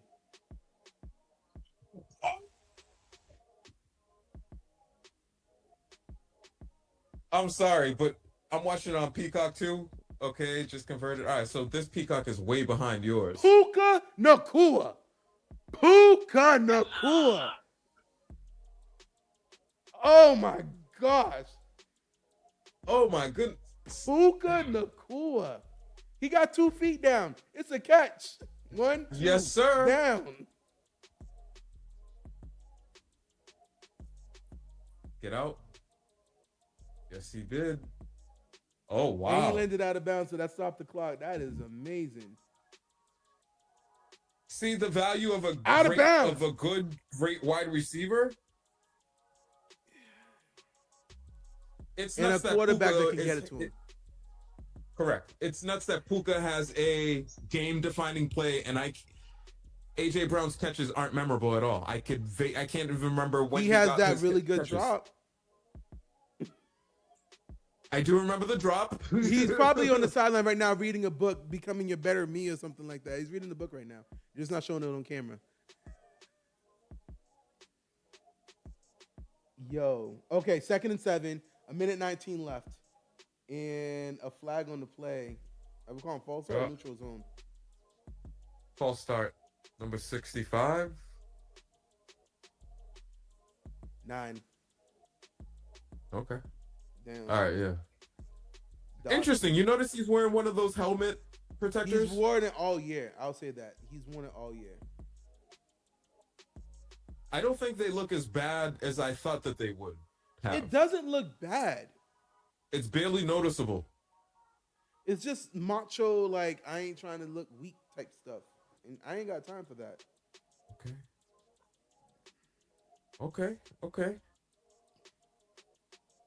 I see what we're doing. 2nd and 12. There you go. Oh man. If I'm the Rams. If I'm the Rams, I just need to get a first down. And I'm guessing they got sacked based off your reaction. Yes, they did.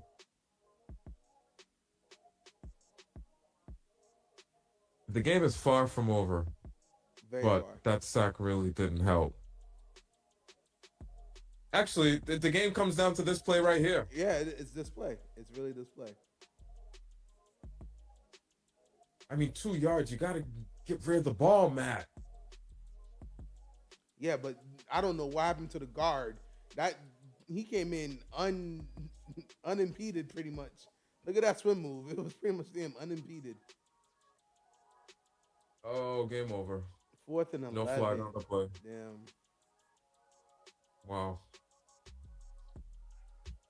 The Eagles won, but it didn't look the way that it should have for a number 2 seed, for a team that many people have just. Listen, I told you.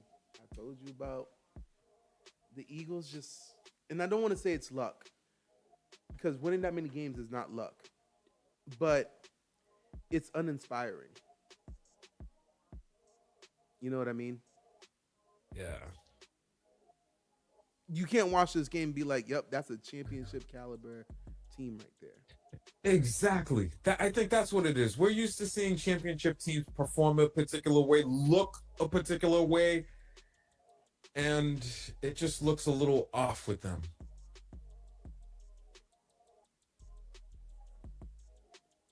The difficult part about it is we're sitting here week in and week out saying, hey, something doesn't look quite right. They keep winning, and so the show keeps going on. Look, because what are we going to do? Complain about winning? Hey, we're winning, guys. Like, suck it up. Hold up. Peacock ain't waste no time. They got a Diddy documentary. Oh, I saw that a little while ago when we were talking and I was scrolling. I said, oh, 2025, that's brand new. That's crazy. All right. Anything you want to impart to our fellow watchers and viewers before we close up shop, like DMX? Listen, I'm getting off stream and I'm gonna go sit on my couch and enjoy this afternoon's game. It's gonna be the best game of the bunch, this evening's game. And we're gonna see who the real MVP is, I think. Real MVP, please stand up. And who do you got? Yeah, I think the Ravens pull this off tonight. I really do. And I know, but who's your MVP? The Ravens pull this. Who's your MVP? I would give the MVP to Josh Allen, and I would prefer that the Ravens win and Lamar gets a Super Bowl victory. He's got to. I mean, not that the more MVPs the better, but been there, done that. It's more important that you win the game and move on to the next round and put yourself in position to win the Super Bowl. Okay. The reality is, Allen has done more with less, and you can't escape that, because if you were just going to look at it and say, hey, who's the quarterback that had the best performance, it would be Joe Burrow. It would be Joe Burrow. Joe Burrow pretty much outperformed both of these guys. So if you're going to remove the stat battle out of it and say, okay, which quarterback has done the most for their team? Well, I think Josh Allen has been able to accomplish more with less. His team isn't quite built like the Ravens, and so he's got a bit more on his shoulders than Lamar does. Fair enough. I got Josh Allen as the MVP. I got Josh Allen winning tonight. And I actually got the Bills making the Super Bowl. I don't think the Chiefs, as currently So you think Josh Allen beats Lamar Jackson and then he takes out Patrick Mahomes too? Whoever wins this game, the Chiefs aren't beating the winner of this game. The Chiefs aren't beating the Ravens or Bills. That I could get behind, as long as the Bills or Ravens don't come out like the other teams that have played the Chiefs, where they're coming out a bit on the flat side. And also don't get in their head so much. Like, you deserve to be here. Don't be scared of the Chiefs. Don't be scared of Pat Mahomes. I think one of the things I enjoyed the most out of watching the Ravens play is, in years past, it's almost as if Lamar Jackson were a bit hesitant to run, and this year it has not been that in the playoffs. He's running. Hey guys, you got to deal with me. It was only one game. Relax. We'll see. Hey, it's a pattern. We got enough, we got information now. Yeah, that's it. That's all I got. Lamar Jackson wins tonight, goes off to potentially win a Super Bowl. So hold on, let's just go over the three main awards real quick. Actually, the four. MVP. You said we both agree Josh Allen. Correct. Rookie of the Year, we both agree Jaden Daniels. Correct. Defensive Player of the Year, I think I gotta go with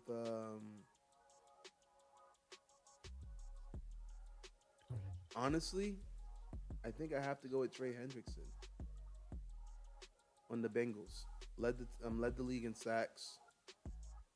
Russell Wilson gave it to him. I would have normally said TJ Watt, but TJ Watt hasn't had a single stat line. The Cincinnati Bengals? Cincinnati Bengals, yeah. Trey Hendrickson, he led the league in sacks this year. Yeah, because all their games were pretty much shootouts because they have no defense. Yeah. It would have been Max Crosby if Max Crosby never got hurt.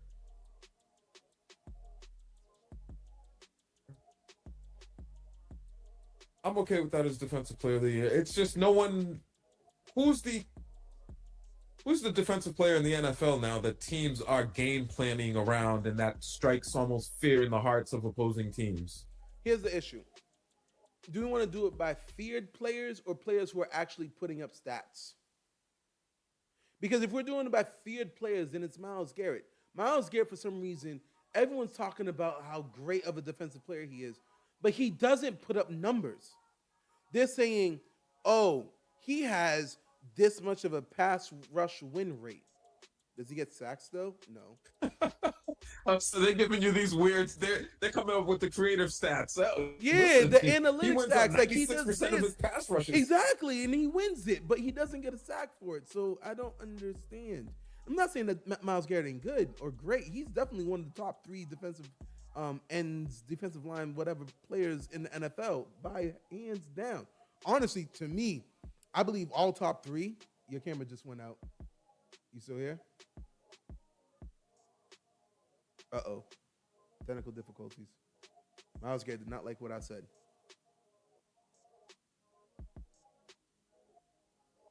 Hello, mic check 1 2 1 2. Welcome back. I see you. I can't hear you though.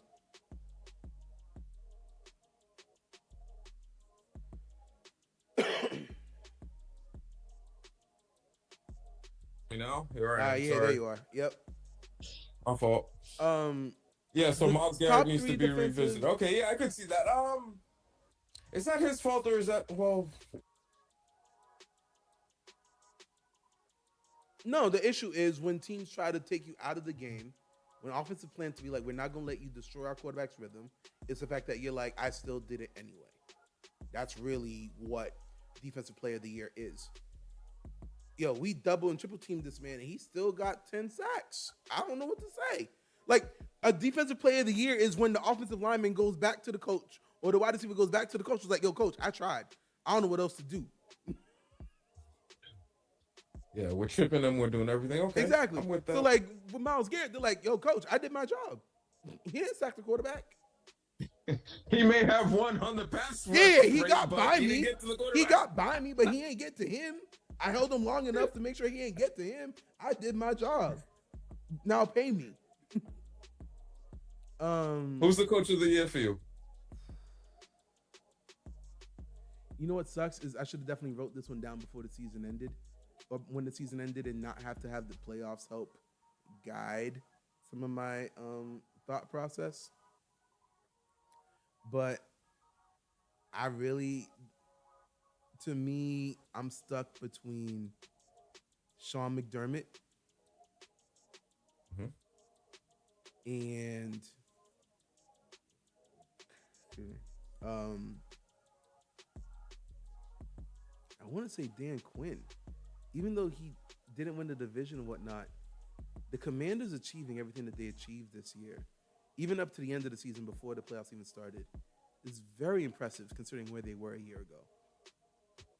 Dan Quinn is who gets my vote purely because of what he's achieving with such a young quarterback. In a team that literally had the number 2 pick. This team had the number 2 pick, and really the only thing they really did was, let's get this quarterback and change our coach. Yeah, everyone else, you know how they usually say, like, you know, when teams are losing, it's like you got to, like, reset the locker room and whatnot. He didn't reset the locker room. He walked in the locker room. Yeah. Between Sean McDermott with, they really ain't believing us that we're going to do anything this year, and Dan Quinn, which almost the same thing, was like, they're not even, the only person that believed in us was Jerry.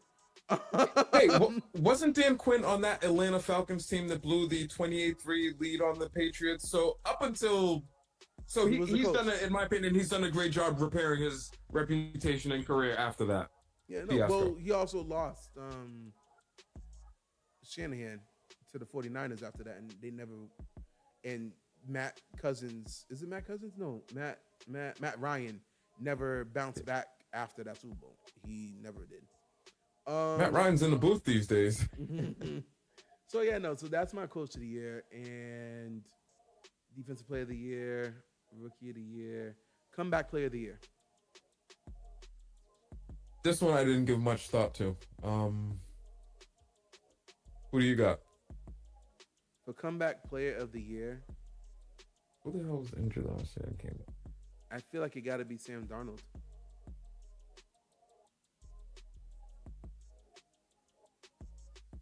Again, if you got to do it before the playoffs started, people were talking about this man might have just got himself a starting quarterback salary. Comeback player. Me. That was me. I was a lot of people were. A lot of people were. Oh wow! Look what he's doing. Jeez, did he just put himself in position to get the bag? I think he's still going to get paid. It's just not going to be as extravagant as maybe many of us would have thought. Agreed. But for right now, I got to give him comeback player of the year. Comeback player doesn't always have to mean from injury. It just means that's true. Resurgence. And that's true. It should have been Baker last year. because he revitalized his career. If Bryce Young had stayed bad and then did what he did the second half of this year, all next year, it'd be him. But I think, yeah.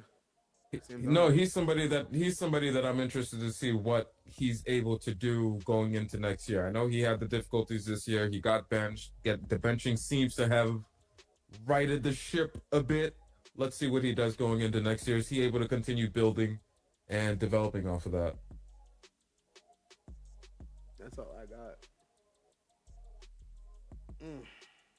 Well, it's been a pretty exciting weekend with some of these playoff games. This Rams-Eagles game came down literally to the last minute of the game before it was decided. The Eagles move on. Yeah, unfortunately, against my will. Well, let's see what they do next week against the Commanders now. That's going to be a fun game. Let the Commanders win. I love it. That's going to be a fun game because the Commanders are executing at a high level right now, in my opinion. And if they're able to come in, go into Philadelphia, will be Commanders offense versus Eagles defense. Who can win? Now, it'll be interesting to see how or if the weather becomes a factor like it was today. The Washington Commanders, one would think that they are better equipped to deal with snow and crappy weather than the Los Angeles Rams.